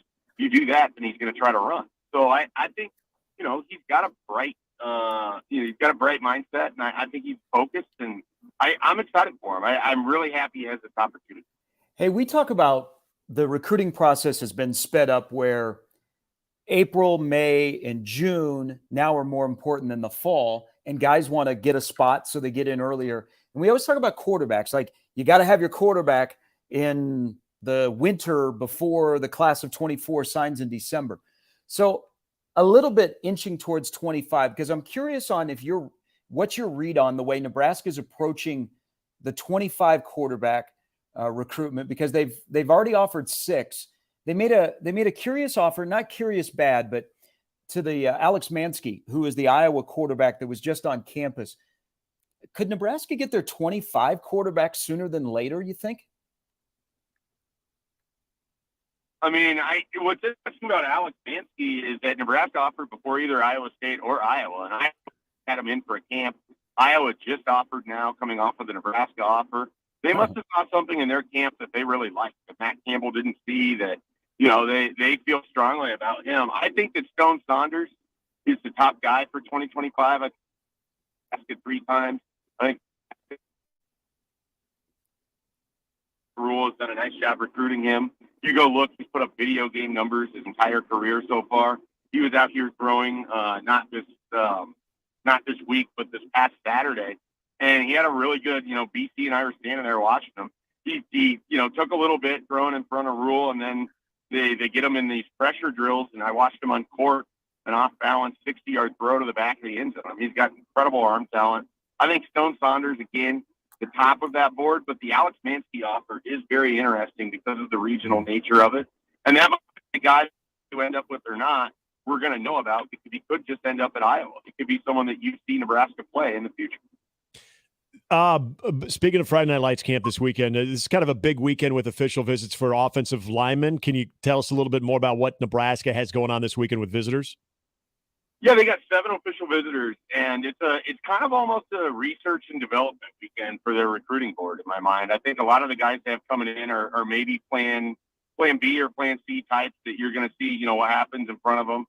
They have some offensive linemen that I think they're really intrigued by. Jake Peters from Iowa, Landon Davidson from Colorado. They have some really deep cuts coming in, too. You have a kid, Callum Barta from Topeka, who's a safety. He doesn't even have an offer yet, but he was at camp. Braden Fruit, somebody they saw down in Texas, they really like. It's Nebraska, and I think his only other offer is maybe Eastern Illinois. And so they've gone deep in this recruiting class and looking at some athletes that they really like. There's a guy like Evan Taylor who could play either side, 6'3", wide receiver, defensive back. And then the biggest name that's here, Jacob Smith from Cheshire Academy. His twin brother, Jared Smith, is committed to Michigan. But Jacob really likes this Nebraska staff. I think it's going to be a tough pull to keep him and his brother away from playing each other. But I think it's a good sign that he's coming out this weekend to see Nebraska. So he's probably the biggest name. But there's some really intriguing deep cuts for this official visit weekend. It's kind of unique. Hey, you guys, we talked to BC the other day. So this is, I like the list, and it's well thought of the most indispensable Huskers in 23 as you count down from 23 to 1. Today is Turner Corcoran. Brunt's had him as 11. He's at 17 on this list. Where did you have Turner Corcoran when you guys were going through this? I had him in the 20s, I think. Okay. I can pull it up here if you give me a couple seconds, but I'm pretty sure I had him in the 20s. I like Turner Corcoran a lot. He's one of those guys that I think is sort of an unsung part of if Nebraska is going to be good, you need to get a better version of Turner Corcoran. And to get a better version of Turner Corcoran, perhaps he needs to be playing a different position. And that might be how everything's setting up in 2023. I felt like he's an interior lineman that feels kind of like Matt Farniok, where you have a guy that's just out of position for several years, and he takes a beating at these tackle spots, and people don't think he's very good. And I just don't think that's the truth with Turner Corcoran. So I think if he gets to play as an interior offensive lineman, if he's your backup tackle, if you need him, if Teddy Prohofsky can't stay healthy, then you got to go that route. But if Turner Corcoran can play guard, I think he's a different player, and I think Nebraska is a better offensive lineman for it. You have Gabe Ervin in the top 10? I don't have Gabe Ervin in the top 10. I have Gabe Ervin in the 20s. My list and everyone else's list is different. I don't know what to do with Gabe Ervin. I need to see it on the football field. I hear it every spring. I hear it from different coaching staffs. I've never seen it with my own eyes. I think he is an exceptionally bright kid. He comes from a great football program. He knows all about winning, and he works his ass off. I just need to see it on Saturdays because the little I got to see in 2021 wasn't blown away. Didn't really do much in 2022. It's great that you're the hot name every spring, but we got to see it on Saturdays in the fall before I can really throw the helium behind it. Shafe, I always appreciate it. I guess we'll be seeing you here in just a little bit as well. Do us proud as we know you will. Enjoy Baseball Village today. We'll talk to you soon, man. Have a good one. Looking forward to it. Mike Schaefer, Husker 24/7 Sports. Yeah, you guys mentioned the Elite 11 staff scores of day number 2. Danny Kaelin sitting there in a 3-way tie at 5th, right behind one Dylan Raiola. And again, this is not the, hey, let's compare the whole time of what those two are doing. You mentioned this yesterday, Sharpie. This is just a good look for Danny Kaelin more than anything, regardless of who he's in front of or behind. Yeah, I think he's a Bellevue West guy. He's a Nebraska commit. Anybody that has watched him compared to, because there's a lot of high-profile quarterbacks, and there's a lot of guys from the Big Ten that either an Ohio State or Michigan commit or a Nebraska commit, or they have Nebraska or the Big Ten, in their final choices. He's better than some of the higher-rated quarterbacks. And I know that he didn't come in with a bunch of accolades or being well-known, and he's a quarterback from Nebraska. I would hope these services do their due diligence and really look into his performance there in terms of his rankings, because if you just watched him and you didn't know where he was from or where he's going, he's better than some guys that are getting a lot more love than even a couple of 4-stars. I think he's better, or at least his first 2 days. Now, day 1, day 2 yesterday, he looked really good. His arm has gotten stronger. He was better yesterday than Dante Reno, who was the quarterback that committed to Satterfield, that people were like, wow, I wonder if he'll come to Nebraska now after Raiola said no. By the way, Raiola looked great yesterday. He looked like a stud, like the number 1 quarterback. But I will be curious when this is all said and done, because Kaelin's going to finish pretty high. If he possibly gets bumped, maybe even to a 4-star kid before it's all said and done.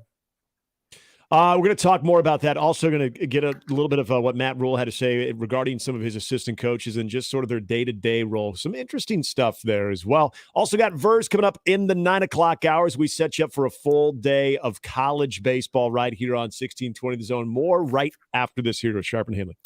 Hey, you can find your seats for that big baseball event that's going to go on, and you can hear on The Zone over the next week plus at ticketsforless.com. They've got the best selection of seats. They got the best prices, and they never have any zero per ticket fees. It didn't even take the president saying, hey, those ticket fees. Tickets for Less said, hey, don't worry, President, we're way ahead of you. You never have to worry about that with ticketsforless.com. And don't forget, Father's Day coming up on Sunday. You want to go to the ball game? You want to have a great event for your dad or your kids?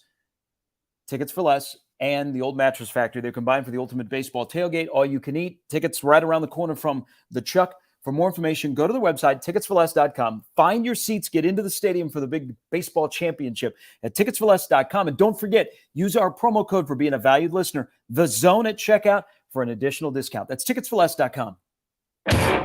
Mornings with Sharp and Handley on 1620 The Zone and 1620thezone.com with Gary Sharp and Nick Handley.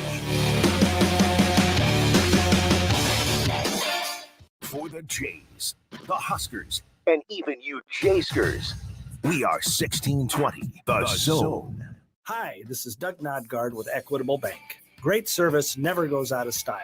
When the digital age dawned, many said computers would be able to handle many of the interactions that used to take a person. Boy, were they wrong.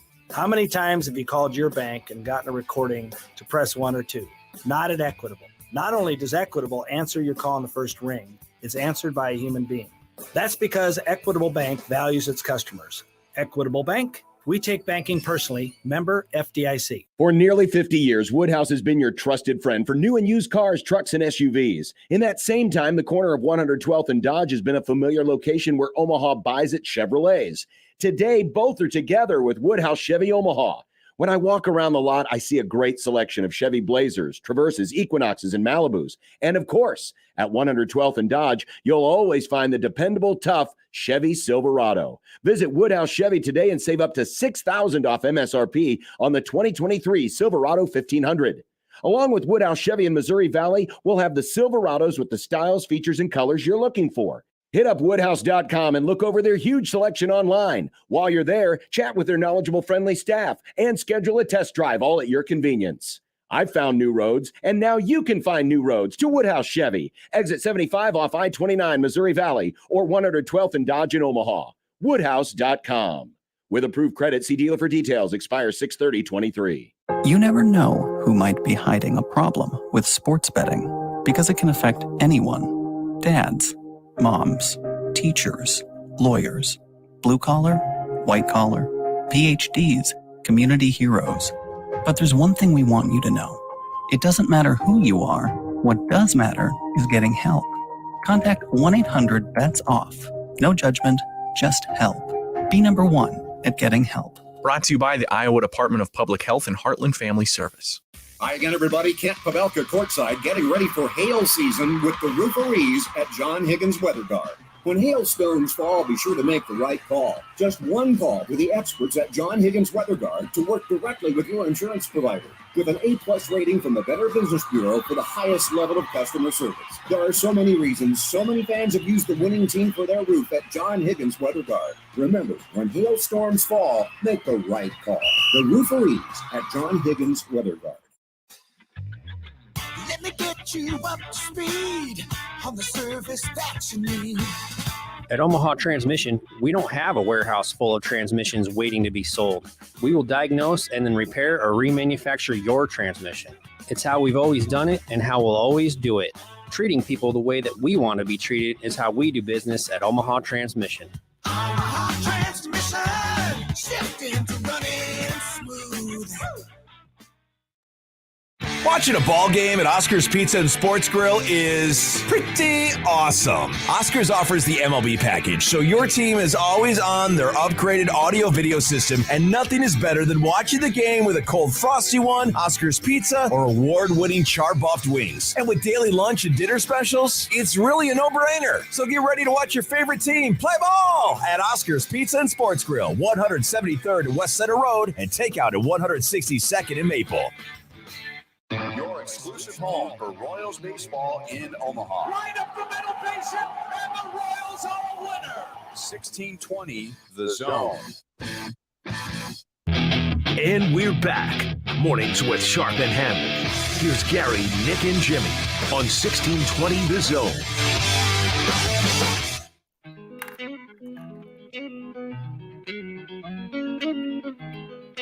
This is not Nickelback, just so you know. But I will tell you that they're coming to Lincoln. They bring the Get Rolling 2023 tour to PBA on October 3rd. Get entered to win a pair of tickets to the show now at 1620thezone.com. We have an email in the Equitable Bank inbox from John, and this is specifically for Gary, but yet was sent to me. To all the people taking their puppies to Puppy Day at Werner Park on Sunday, make sure you watch what your puppy eats there so they don't get an upset tummy. Oh, jeez. That's a made-up email just so you could mention puppy and tummy. No, he actually told me during the break, he goes, I got an email specifically for Gary that I need to read. He goes, no, actually, it's pretty funny. Made-up email. That's not even a real name. I'm looking at it right now. There's an email. I mean, it's good advice. Watch what your dog eats at the thing. It might be from Jimmy's burner account. Hey, so Jimmy with MMY, I agree. The Red Hot Chili Peppers song was good, but you've thrown people off because now they're like, whoa, I didn't know Nickelback was playing Red Hot Chili Pepper covers. I mean, it might sell some more tickets. Exactly. Wouldn't it make sense if they did? They can't just go from what I can't even remember what the original album was called that was actually decent. So maybe they're just going to go into other people's catalog and do that. That might be the best way. A cover of Seek and Destroy to close out the show. What if they did a crossover? Like all of a sudden, Red Hot Chili Peppers was doing Photograph. And then Nickelback was doing Californication. Oh. So maybe you make that would just be awful. Cooler. Nickelback doing Californication would just be a terrible idea. But I would for Flea hammering out Photograph, I would grab a front row seat. It could work. Californication. That's all I can. It would be awful. I mean, is that where they are now, where they have to just do covers? No, somebody told me that, first of all, Nickelback puts on a good show. I did. That was me. Okay, I said that's fake news. So according to a coworker, I wasn't going to give you up because I didn't know if you wanted to protect yourself on the fine. street about having Nickelback cred. I have no Nickelback cred. I'm the one who labeled them as elevator rock because it's only rock you can listen to in the elevator. But yeah, from what I've heard, I don't know this on experience, but from what I've heard, they do put on apparently a good show. I can't say I've ever seen them live, so I don't know. It's still not going to make me pay money to go see it, but that's what I've heard. Because we can get you free tickets here. People say that as about the Carpenters as well. Where'd that get you? Do we got time? Okay, we do. Random Mike wants to weigh in on. I don't know about this conversation. His phone ran out of gas earlier. That's why he wasn't able to come on. All right, What got is up Random with Mike. people not charging their phone. It's only we got 9 outlets. o'clock. We got outlets to charge our car. We got outlets to charge our phone. Come on, people. It's only 9 o'clock. Random Mike, what's up, man? Hey, the phone's getting older. I'm getting older. Yeah, it's running out of gas a lot sooner. But you guys were bugged that you couldn't remember the name of that pitcher that from Texas that transferred. Yeah. After a lot of trial and error, Brass Furnish. Okay, see, that wasn't who I was thinking of. Okay. 2004. Okay. That's Which not who I was a thinking. really disappointing year because they didn't make the tournament. Mm-hmm. And the next year they go to the World Series and almost win it all. Well, guess what? He transfers to TCU, and 2 years later, he's a second-round draft pick. Why do you got to rub that in? I mean, are we talking about old recruiting stuff? Recruiting misses on the part of Mike Anderson and DVH and Rob Childress? No, it was a great recruit from Texas. Pitcher, unfortunately, transferred after 1 year. Oh, okay. But how many Nebraska pitchers in history were drafted second round or better? What was Tim Burke drafted? I mean, Jabba. Bummer was late. Bummer's been good, but he was late. If we're gonna go, well, let's go backwards. So Schwellenbach and Povich were in the second and third round, respectively, in the 21 draft. Yep. Pitchers that were drafted sixth round or better. Dan Jennings was drafted pretty high. Remember him? He was the left-hander that got drafted by the Marlins. Yep. He was under Mike Anderson. Gosh, you're just spitballing here. Tony Watson was 9th round. Job, of course, was 1st round. Dunsing was 3rd round. Even if you remember a guy who kind of flew under the radar, Zach Kroenke, who was from Omaha Northwest, he was a fellow left-hander on that great 05 staff that basically was all Nebraska kids. Zach was a 5th round pick. Aaron Mardson, you'll remember this, Random Mike, because this is in your wheelhouse. You remember the big lefty from North Dakota, Aaron Marsden, wore number 36? Yeah. He was a 3rd round pick, I believe. Phil Sherritt was a really good pitcher. Yep. Yeah. Phil Sherritt. Yep. Well, okay, I'll go back even further because, I mean, he was a character before characters were allowed with Nebraska baseball. Alvy Shepard. Now, this is the John Sanders era towards the end of Big Red's time as the head coach. Alvy Shepard turned himself into a first-round pick, got drafted by the Orioles. Let me ask you guys this, because I was reading about it, and there was a good article by Kurt McKeever. And then there were so many great articles by Kurt McKeever. What happened to him? To Kurt? Yeah, the Lincoln Journal writer. So Kurt got out of, actually, I saw him not too long ago. He got out of the newspaper business, moved here to Omaha. He was, I think, doing some stuff in the local schools. He was living out, I think, in Papillion. I think he's kind of semi-retired. He has been, I've seen him periodically. He works at Baxter Arena, but he's doing well. And I really enjoyed, I got to know him when he was at the Journal-Star. He was really, really good. But yeah, he kind of got out before that industry changed. Well, that's the sad part about that industry, because I talked to him a few times. I really liked him.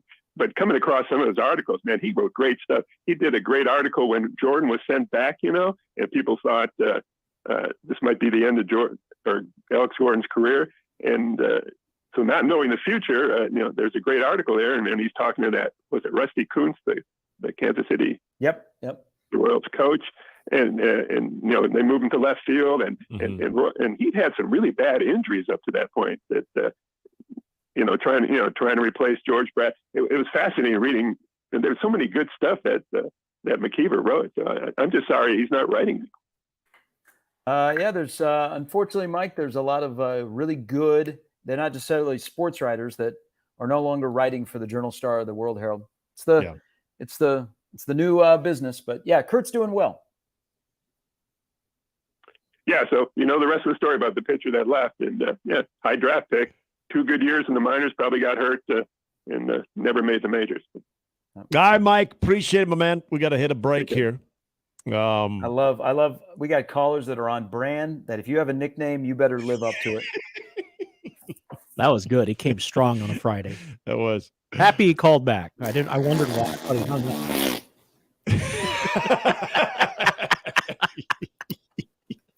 Hey, after a call like that, you know what I need, guys? What do you need? Templeton Rye. Because it's whiskey for the strong-spirited. Excitement is in the air. The college baseball championship begins later today, and fans are going to come from all around, and they're going to come into our town, and they're going to look at our big buildings, and they're going to look at our ballpark, and they're going to go, is this heaven? And we're going to say, no, this is Omaha, but it even tastes better when you're drinking Templeton Rye. So you can celebrate the whiskey for the strong-spirited. They got the 4-year, 6-year, and 10-year reserve. It's a home run all the way around, and you can learn more about Templeton Rye. Check out their Instagram page, Templeton Distillery, or visit their on-site distillery. It's just a short drive outside of Omaha. So take it in on the day you're not enjoying the college baseball championship. But remember, enjoy responsibly. Templeton Rye Spirits, Templeton, Iowa Rye Whiskey. Mornings with Sharp and Handley returns in minutes on 1620 The Zone. Live from the Host Coffee Studio, this is 1620 The Zone. 1620 The Zone. Traffic. From the Backlund Plumbing Time-Saving Traffic Center. No accidents to report on this Friday morning, but if you are traveling on I-80 eastbound into Omaha for the CWS, there is some construction just past Waverly with the right lane closed. Also, if you're traveling eastbound on Center, slowing down a little bit near 175th Street. Have a great weekend, everybody. I'm Peter Krenzer. This time-saving traffic was brought to you by Fernando's. Reason 1,206 to celebrate 30 years of Fernando's. You finally figured out how to use your coffee grinder. Winner of first place in 2023's Best of Omaha's Best Mexican Restaurant. Come in and get your Fernando's fix. Fun fact, did you know gorillas burp when they're happy? Really? I'm glad humans don't have that issue, as it would create some awkward moments. Dave and Ryan Osted here with Osted's Golf. Looking for your happiness on the course? Book your fitting appointment today with Osted's, the nation's top 100 fitter from Callaway, Ping, Mizuno, and Golf Digest. Why get fit? On average, golfers gain 19 yards off the tee and drop their handicap by 10%. Wow, results like that will make any golfer happy. Stop in today or book your appointment on Osteds.com. All burps will be taken as a compliment. Ever walk through a door and see all the trucks? Yeah, It's kind of like that at Gretna Auto Outlet. Half-ton trucks, three-quarter-ton trucks, dualies, gas or diesel, Gretna Auto Outlet will be happy to show it to you. They don't call it truck heaven for nothing, you know. Stop in the climate-controlled comfort of the indoor showroom or online with the virtual showroom at GretnaAuto.com. Gretna Auto Outlet, open Sundays too, just north of Nebraska Crossing on Highway 6 in Gretna. There are some things that happen every day. In the morning, my paper gets delivered. Thank you. Around noon, my neighbor waters his flowers wearing a bathrobe and hip waders. Hello, Mr. Willis. Where's my paper? After dinner, the lady up the street walks her 14 poodles. And just before the 10 o'clock news, the Nebraska lottery winning numbers are drawn for their daily games. Nebraska Pick 3, 2x2, and My Day. With Nebraska Pick 3, you choose your bet type. In 2x2, there's a $22,000 top prize. And with My Day, you choose a 6-digit date. They're all just $1 to play, with drawings every day. Oh, excuse me. Hi, Mr. Willis. I'm still looking for my paper. Guess which part of the day is my favorite? Nebraska Pick 3, 2x2, and My Day top prize odds vary by game.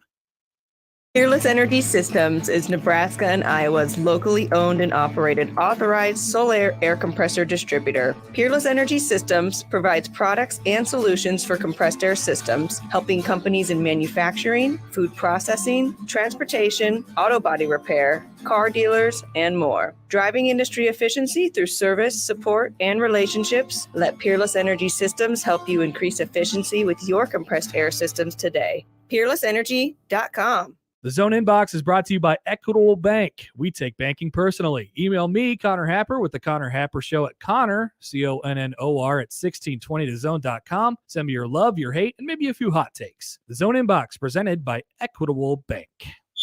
Tickets for less. Best seats, best prices, no per-ticket fees. Ticketsforless.com. KOZN Bellevue, Omaha, Council Bluffs. This is 1620 The Zone.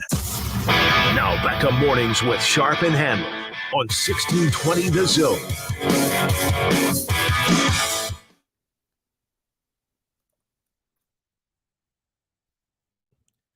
All right, we got a quick segment. We're going to get to Vers here in a moment. I got to set the record straight.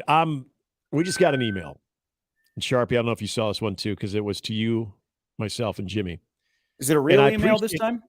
No, This is real. Oh, yeah. And this is why you always have to listen. Context matters. This one's from Patrick. And first of all, Patrick, we appreciate you listening. He says, this being in the Equitable Bank inbox, said, I heard a Nickelback sea shanty song of Wanna Be a Rock Star that was horrible on Spotify. Now, I like Nickelback like Nick, but man, it was bad. Love the show. Helps me get going for the day. Patrick, thank you, and we're happy to provide that. But Patrick, I never said I like Nickelback. I said I heard they put on a good show. I did not say I like Nickelback. That needs to be known. Don't go read what I named the segment. I did not. Look, I may have had a bad food take when I said I thought that Pizza Ranch's chicken is overrated. That's fine. I stand by that one. Yes, I stand by that one. I didn't say it was bad. I just said it's overrated. But I will not be the guy that has a bad music take where I like Nickelback. I do not, for the record, like Nickelback. I just heard that they put on a good show. So are you in on Nickelback, out on Coldplay, or do you enjoy both? Yeah, okay. Here, you know what? Let's just throw it all out there. I don't think Coldplay's that bad. I wasn't intimating that they were bad. Why are you getting us so uptight? This must be a cover for your Nickelback love. It is. Okay, No, so it's not. I'll bail you out here. I'll be like Cade Denton coming out of the Oral Roberts bullpen to close out a victory today by the Golden Eagles. Yeah. You are a big fan of NHL 14. NHL 14? Which is chock full of Nickelback music. If you're playing the video game. I didn't know it was Nickel. Well, it makes sense, though. They're a Canadian band. Yeah. So is Rush. You know, people can dog all they want to on Nickelback. And hey, I'll be right Not there. all Canadians play hockey, by the way. Have you And not all seen Canadians Steve like Nash? Nickelback. Yeah, Steve Nash. Well, do you think at one point he did, though? He just doesn't talk about it. He looks like he could be a little scrappy winger. You see hockey players in person, you're like, whoa. a little bit smaller than I thought. They all have a look. They got the hair. They got the girlfriend or wife. They have a look. Yeah, that's true. That is true. And they have messed up noses. Yeah, messed up noses. The whole teeth thing anymore, you won't even know because you get You can have implants fake and whatnot. teeth. Yeah, exactly. Yesterday, real quickly, I wanted to get into this because it's more on Matt Rule. It's Matt Rule talking a little bit more about his assistant coaches. And there was a conversation being had, and he was speaking at an event where he's talking about the role that he wants his assistant coaches to have. And in the off season of what Matt is saying, the buttons that he's pushing, and seemingly the right buttons, I found that the assistant coach's role that he talked about of having a little bit more of the relationship outside of just the meeting room, of being able to, get into the academia part of it, being able to get into maybe not overly personal, but talking about how, hey, you got an 82 on a test. How do we get you to a 90? And being able to understand what's going on with everything it is to be a student athlete at Nebraska, which I'm Gary, this is where, this could be maybe sort of coach speaky or salesy. But I will say this, I have not heard any previous coach really get into the depths of that. And the reason I bring this part of Matt Rule's discussion up is because he just seems to kind of bring something new when it does come to not only how he wants his football program to operate, but how he wants his coaches to be involved with the players outside of just the X's and O's. And just that little example right there, again, is, at least in my opinion, I don't know where you stand on this, is again sort of a breath of fresh air, whether it's genuine or not. And I have no reason to believe it's not genuine. He's very transparent. You never feel like he's hiding something. You ask a good question, you're going to get a good answer. I've always said he coaches coaches. Like in his career coming up, coaches coached him. He coaches his coaches. But you've also known this, seeing his interaction and how important it is for his football program to be involved in the community and be involved in the state, and to feel like they're part of it, not just, hey, they're coming to us. I always say he went first, not saying, hey, fan base, you got to come to me first because I'm the head coach. So I think he wants that interaction. He wants relationships. Mm-hmm. I mean, what have we heard some guys that have left here? You remember when Luke Gifford was on a podcast and he was talking about, his relationship with Scott, that there was nothing there. And, relationships are big. You spend more time with your brothers and your coaches than you do your own family. And man, if you don't get along and you're not playing for each other, then that can be a long season. And there's also the part of getting to know each other. You come from all over the country, different walks of life, different backgrounds. Just the fact of being in a team and what that means, just getting to know everybody. So I think this is the part of building a roster and a culture and a team that we don't necessarily get the curtain pulled back, especially at Nebraska, to see. So when we see something like this, like got out there yesterday after a talk that he had, I mean, I think we go, whoa, but the good coaches, they do this. Mm-hmm. That's what makes their program tick, that it's a brotherhood from whether you're wearing a headset to a helmet. And that, then you start figuring out in the fall, how many wins is that worth? When you get squeezed and it gets tight and the guy next to you, what makes him tick and what's going to make him drive, and you can rely on him and you can rely on the coach to put you in the right position, how many wins is that worth? So it's all part of team building. It's just we're getting to see how the sausage is made. And it is fascinating because there's a lot of companies, not necessarily football, but companies that when I'm hearing Rule talk about what he wants his coaches to do, there's a lot of CEOs that want their managers to do the same thing so that when they get to bouts of adversity, people don't drift off. They're like, nope, we've got a relationship, we got a responsibility, accountability, and I'm going to stick with you. So I love that. I think it's great to see how this is all coming together. Yeah. And, we're going to be talking to Matt Vrzal here next. Kind of curious to get his thoughts on this because he's another guy that kind of can sift through, what's real and what's not. And I know there's always going to be that natural skepticism of anything that's sort of Nebraska football related. But if you're listening closely and you're kind of paying attention to the actions behind it, it's hard not to take the man for his word. Speaking of Verz, He joins us next. Again, we're going to get you out to the Omaha Baseball Village at 10 o'clock. It'll be Mike Schaefer and Josh Peterson leading things off at 10 o'clock. Then, of course, we've got Game 1 of the College World Series. Pregame coverage beginning at 12:40 with the 1 o'clock first pitch between Oral Roberts and TCU with John Bishop and Gary on the call. More after this. Gary Sharp, Nick Handley, and Jimmy Chavez. Mornings with Sharp and Handley. Weekdays 6 to 10 on 1620 The Zone and 1620thezone.com. Mornings on 1620 The Zone is brought to you by MD West One Orthopedics, Neurosurgery, and Spine.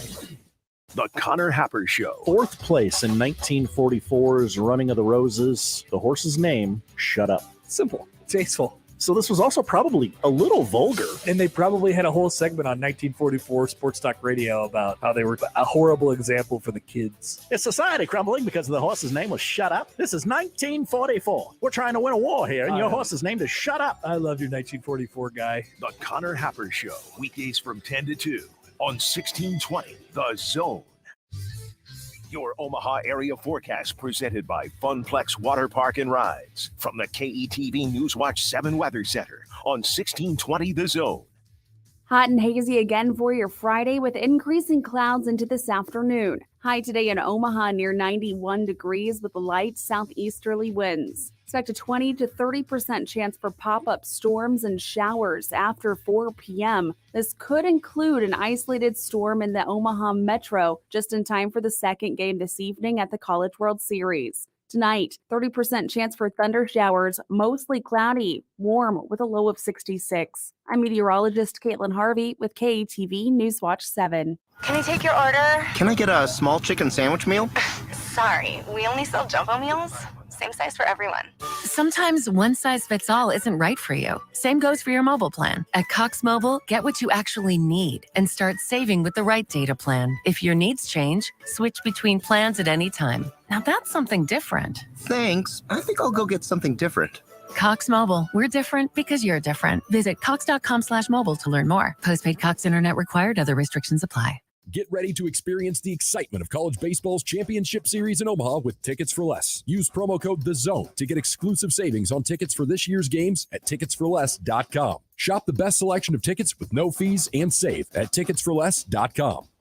Adam and Eve is not giving you 10% off and not 20% off or even 40%. Your discount is even bigger. AdamandEve.com is giving you a whopping 50% off. But why stop there? In addition to 50% off, you also get 10 free gifts. That includes a racy item for him, a sensuous toy for her, and something we know you'll both enjoy. Ooh. And 6 extra special bonus items that are sure to rev your engine, pique your curiosity, and even blow you away. And best of all, free shipping, always delivered in discreet packaging. So rethink your bedroom routine. Go to adamandeve.com and enter the station's exclusive code at checkout, free 66, and get, you know the discount, 50% off almost any item and 10 tantalizing free gifts. That's free 66. Again, free 66. Now back to Mornings with Sharp and Handley on 1620 The Zone.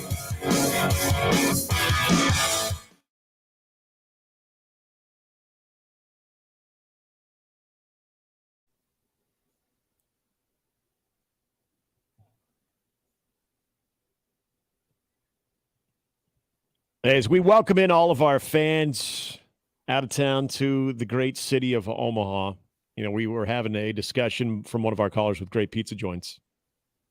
It's not downtown, but Paisans is worth it too.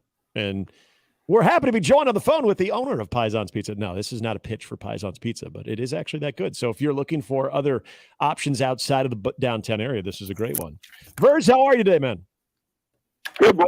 We're good. We're usually with College World Series folks. We made it through the weekend experience.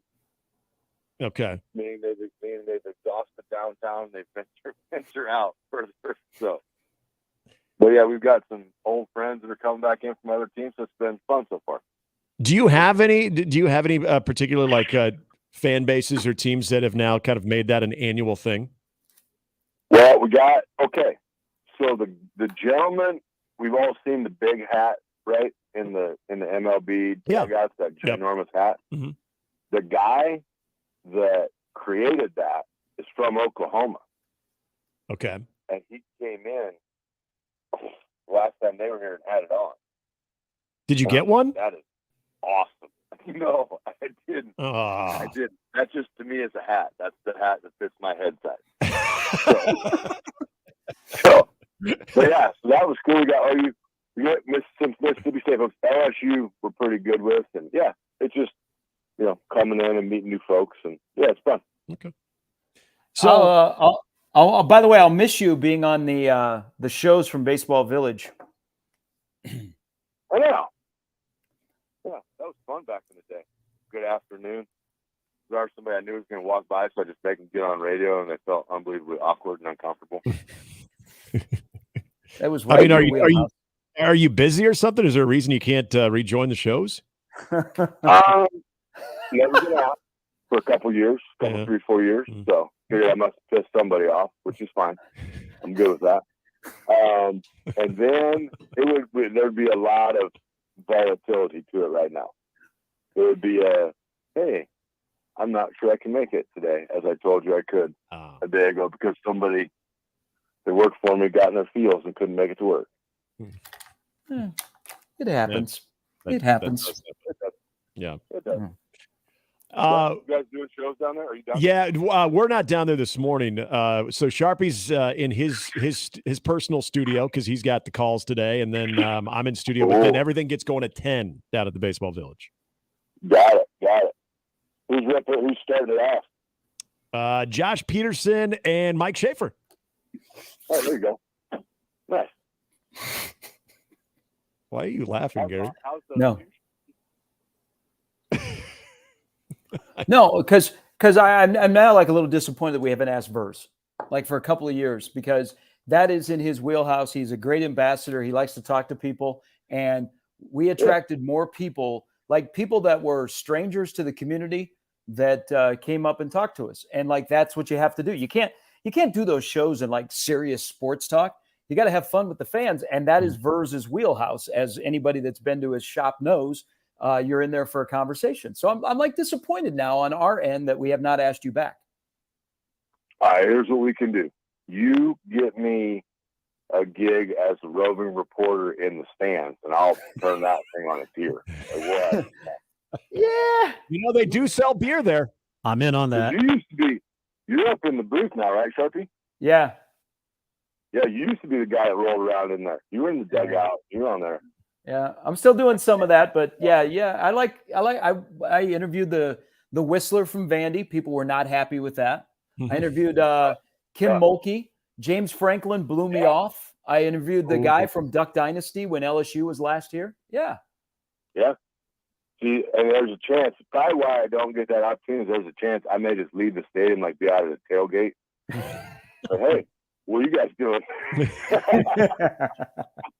And you're still mic'd up in the stadium. I'm like, yeah, it's pretty good out here. This is pretty fun. At some point, you make your way back to the stadium. I go out in the bleachers and be like, hey, why did you throw the ball on the field? Like, why did you hit the beach ball on the field? You just keep it in the stand. It's very simple. If you don't have the hand-eye coordination to knock that backwards, if you are near the fence, then I can't help you. Are we yay beach ball or no beach balls? I just want to watch the game. Keep it in the stands and have fun. That's it. Especially when now they're dinging you for $107 for a bleacher ticket because of COVID. They took away the GA. That's ridiculous. Well, wait till you hear the feedback. So they've changed parking. To park all day in downtown Omaha, it's $30. Oh. Like on the street, like you can't just, hey, I'm only going to be here for an hour or 2 hours. Oh. Yeah, you got an all-day fee of $30 now in parking. Take that, 100 out of 100. I went to my nephew's graduation in Lincoln. There was an old boy in a lot that was bone dry empty, trying to get $25 a spot. And I was like, what? I drove there, parked in the meter. They gave me a ticket the millisecond my meter expired. Oh, jeez. I parked there for $10. Wait a minute. You went to PBA for Lincoln Southeast graduation, and there were people that had lots open, like it was football weekend in Lincoln? One guy had a $25 lot open, and there was not a car in it. Hey, good on those people that said, not today, my friend, not today. Well, you just throw. There's sometimes you just got to make some money. So, hey, park here for $5. He'd have had 400 cars if he'd have just charged $5. But he was going for the big ticket. He was going for all of it. That's dumb. Yeah. Well, I'm expecting when I drive down Capitol here in a couple of hours, there's going to be, as you get closer to the stadium, it'll be about $35, $40 for some of those lots. But you know what? You could park $10 and walk. You know, like you look at Lincoln, you go to a game day in Lincoln. As you get closer to the stadium, of course, it's going to get higher. There's a lot that is always on O Street at about 18th and O. It's like $10. You know what? It's like a 10-minute walk to the stadium. Yeah. Shout out to my guy Murph. Murph's out there grinding that parking lot. That's it. Yep, that's him. Yeah. He got that baby running like a top, though. So Verz, if you were to come down, like what's the one thing that you miss the most about doing those broadcasts? What's your favorite CWS experience out there? It's fun. It's a fun deal because we've had opportunity like anybody walks by. Yeah. And we were talking to some people about drinking cold beers and that kind of stuff. But you have people coming in to showcase your city, and a lot of them from the South. So it's just a Southern hospitality and a Northern hospitality, but you get a view of their team. You get people that are unbelievably unrealistic, like, oh, we're winning it. And then you get people like, well, we're going to be here for a couple days. Yeah. But then, like I said, I mean, it was fun for me because it got, like, one of the years, my buddy Ryan Hansen was walking by. I hadn't seen him forever and a day.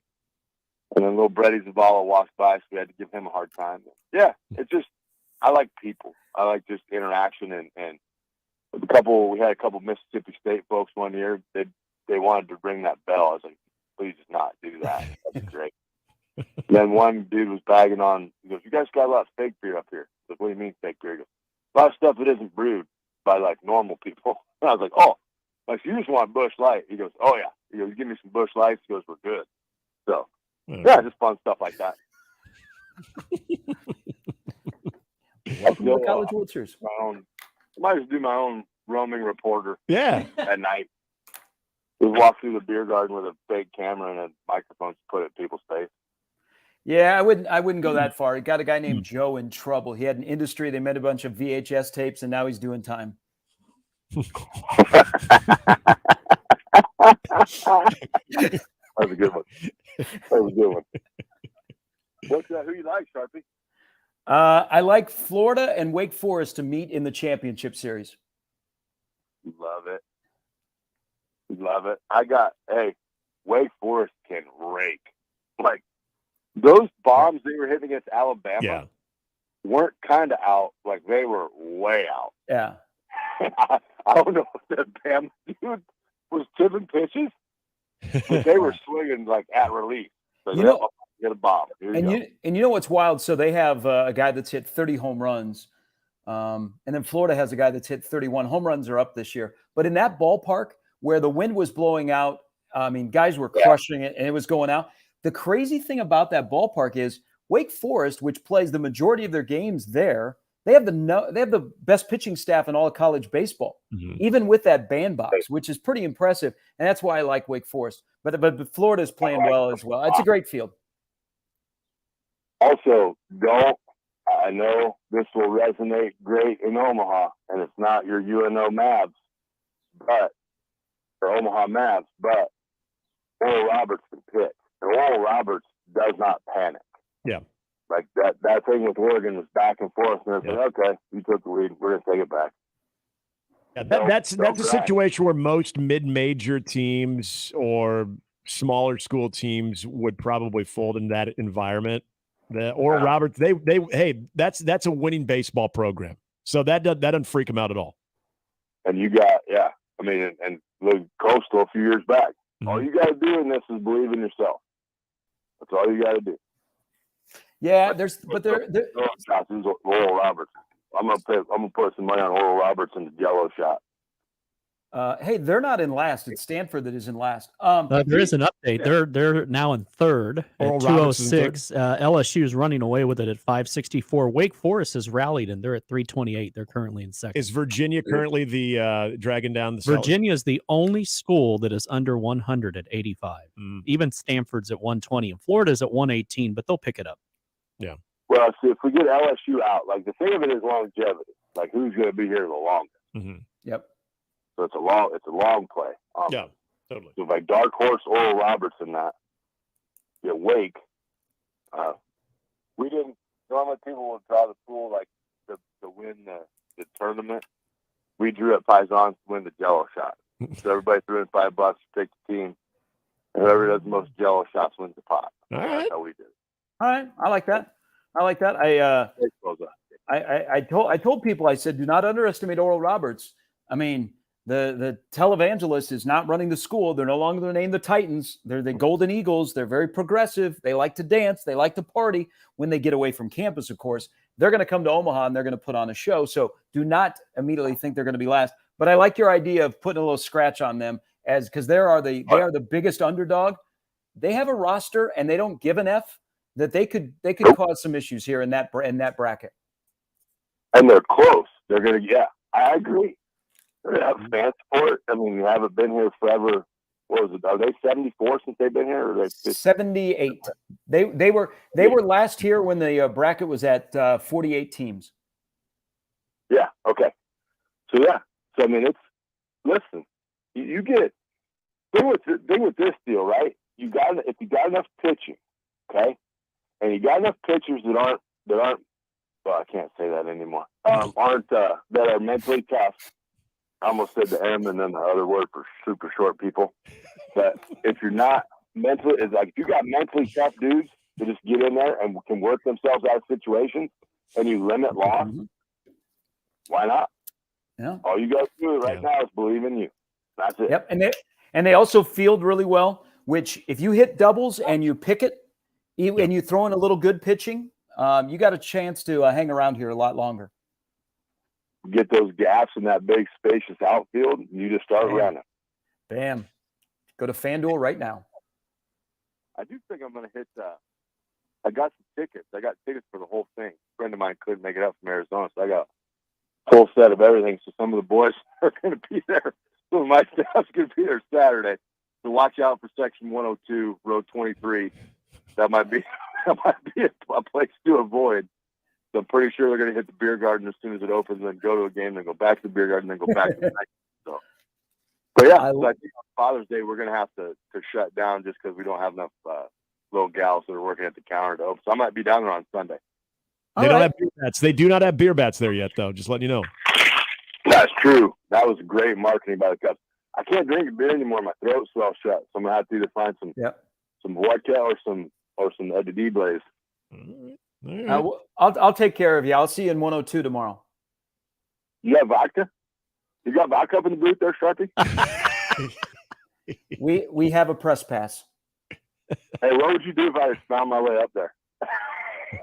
I would love you long time. That'd be great. I'm just gonna fake you. I'm gonna bring a microphone with me. I'm gonna throw on one of my old button down or one of my old polos that they used to give me. I'm just gonna walk around the stands and interview people. But you're live on the broadcast right now. What do you think about the game so far? Yeah. Okay. Maybe this wasn't a great idea. Maybe just stay in the beer garden. I'll do this fake finger in my ear thing. I'm like, thanks, Gary. We're here with Joe Roberts. Joe, you guys are doing great today. You look like you're having a lot of fun. How happy are you that the Whistler is not here?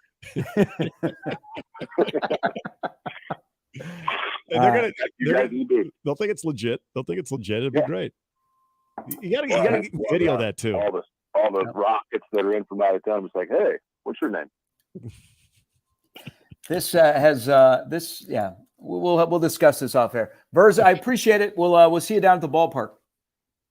Good boys.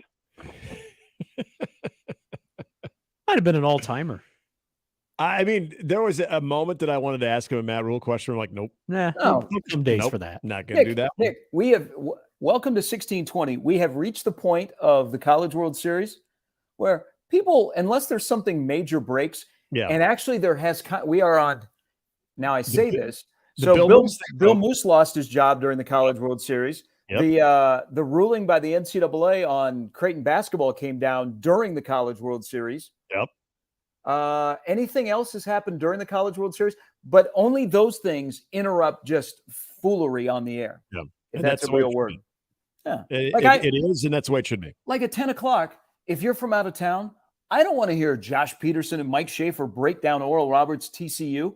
I want to hear them discuss what it's like to go to school at Oral Roberts and come to Omaha, or being like a horned frog. Yeah. Or, like just people that are walking by, because you meet like people that could be friends for life. Ravi and I were doing a show a couple of years ago while Mississippi State was here.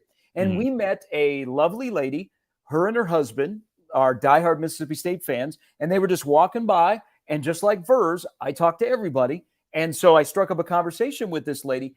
And, it lasted about 5 minutes. I got kind of uncomfortable because I didn't know if she was into that lifestyle or how strong her marriage was. That she invited me to her home in Starkville. That's where my mind went. I mean, could you have gone there on a game day, like a fall game day? Well, I was in Starkville in November, and I failed to let her know that I was there, and there was probably good reason. Okay. But I met her, and she was lovely. She called into the show. She was all excited because, of course, Mississippi State won. Yeah. Yeah.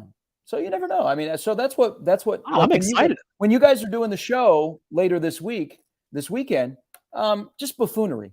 Like go through Phil Steele. People come here. They want to hear guys in Omaha break down the Ohio Bobcats schedule. Yep. Like Tim Albin, he's going to keep it rolling. Now a couple of years after Frank. That's the content we want on 1620. We'll break down the NBA draft. Leave the college baseball and Kendall Rogers appearing on everybody's show. Yep. Leave that for the experts. Yeah, that's why we get guests on. That's why we have some guests on. Yeah, we want to talk about hydration and if you sip too much, how long you should sit, how long you should sleep, and what places in Omaha, if you're going to pass out, are better than others. These are all pearls. And then also, there's always like some drinking trends that I think are always, we could really get in depth with the shot contest. We could. Yep. We could let you know the texture of the shots and if they have improved since 2022. There's a lot of other things that I think are a little bit more. This might be right up my wheelhouse. I'm excited. It's our state fair. We're just inviting the rest of the country to come to Omaha State Fair. I like that. It is. When they go on here in 20 minutes, if they just start talking baseball, I'm going to be very disappointed. You guys have opened up is that it's going to be this. I'm going to let you in on something. One of the hosts, big baseball guy. Yep. Yep. That I know. Oh, it'll be fun. Yeah. It'll be fun. Yeah, Jimmy and I have it both shows on Sunday. 2 shows. Might get loopy in show 2. And we'll wrap things up here in just a moment, but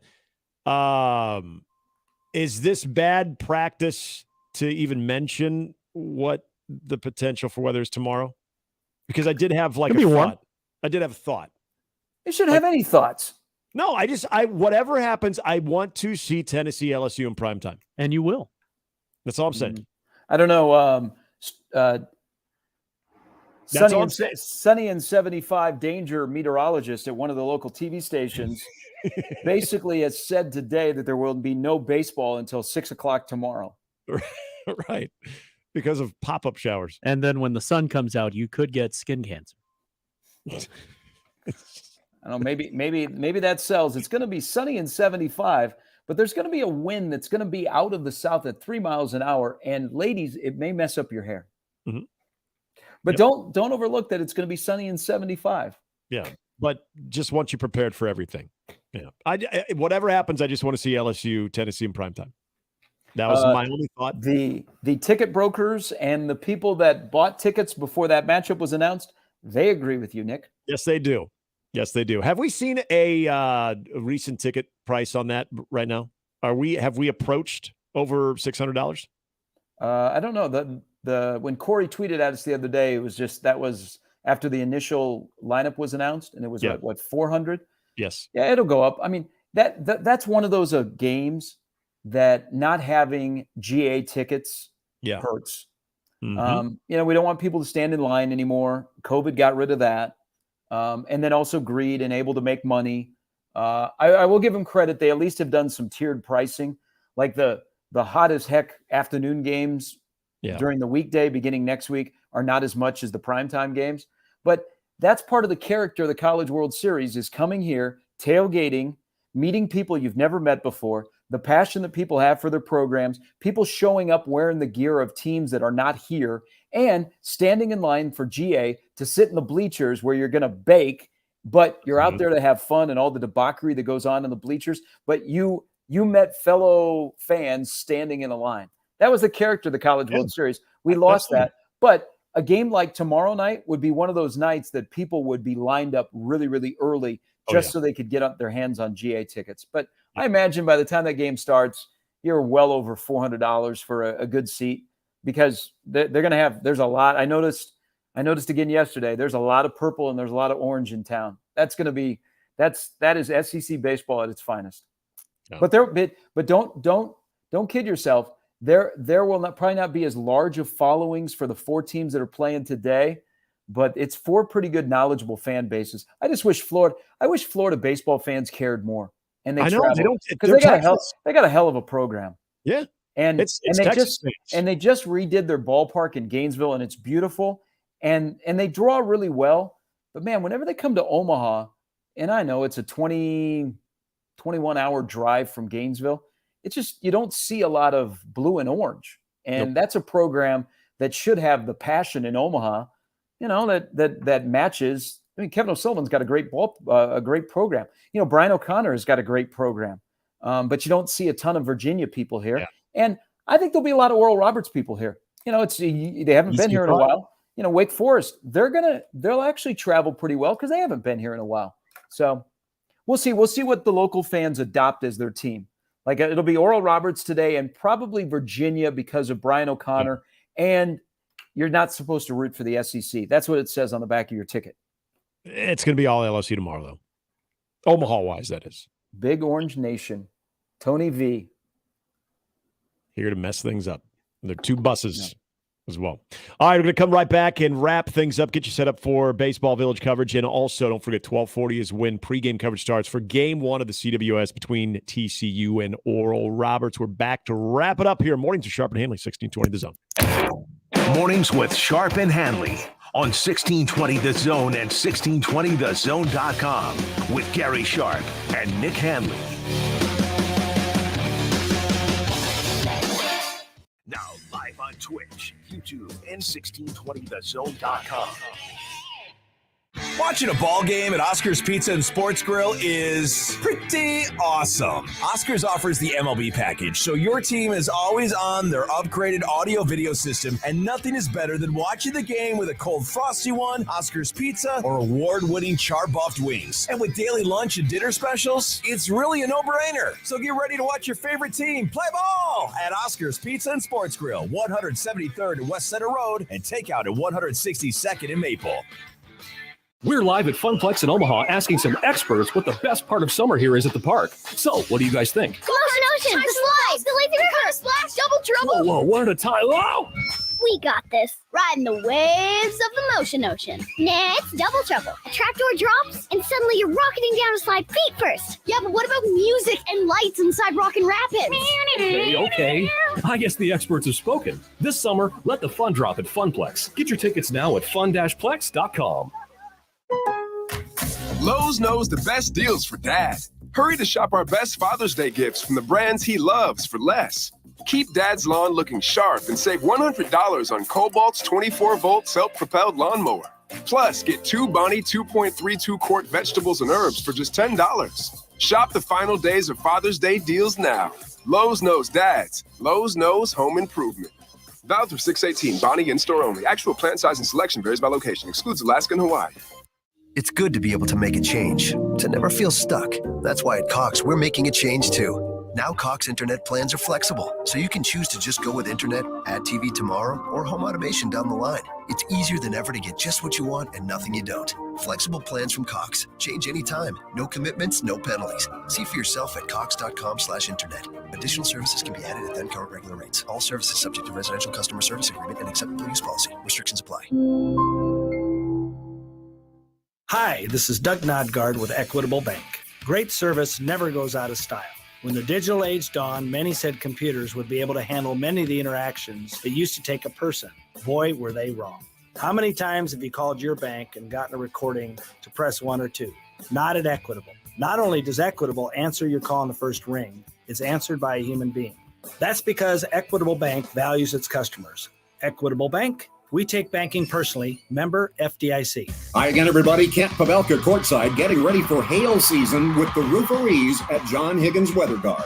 When hailstones fall, be sure to make the right call. Just one call to the experts at John Higgins Weather Guard to work directly with your insurance provider. With an A+ rating from the Better Business Bureau for the highest level of customer service. There are so many reasons, so many fans have used the winning team for their roof at John Higgins Weather Guard. Remember, when hailstorms fall, make the right call. The rooferees at John Higgins Weather Guard. Don't miss this week's Zone Deal. This week's half-off deal is $50 worth of vouchers to Le Voltaire French Restaurant for only $25. Le Voltaire Pepperwood Village is a locally owned, unpretentious French restaurant serving down-home cooking with an extensive wine list and great handcrafted cocktails for decades. Whether dining with friends, clients, or that special someone, Le Voltaire will make you feel right at home. Zone deals go fast. 9 a.m. Friday, 1620thezone.com. And we're back. Mornings with Sharp and Handley. Here's Gary, Nick, and Jimmy on 1620 The Zone.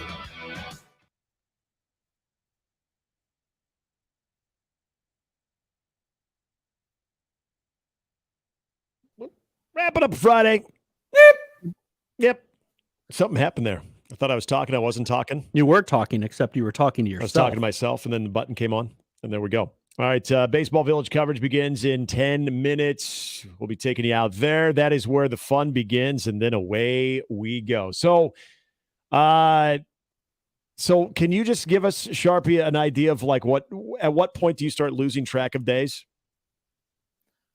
I learned my lesson that when you get the opportunity to work the College World Series, that you're not supposed to say anything about how they are long days.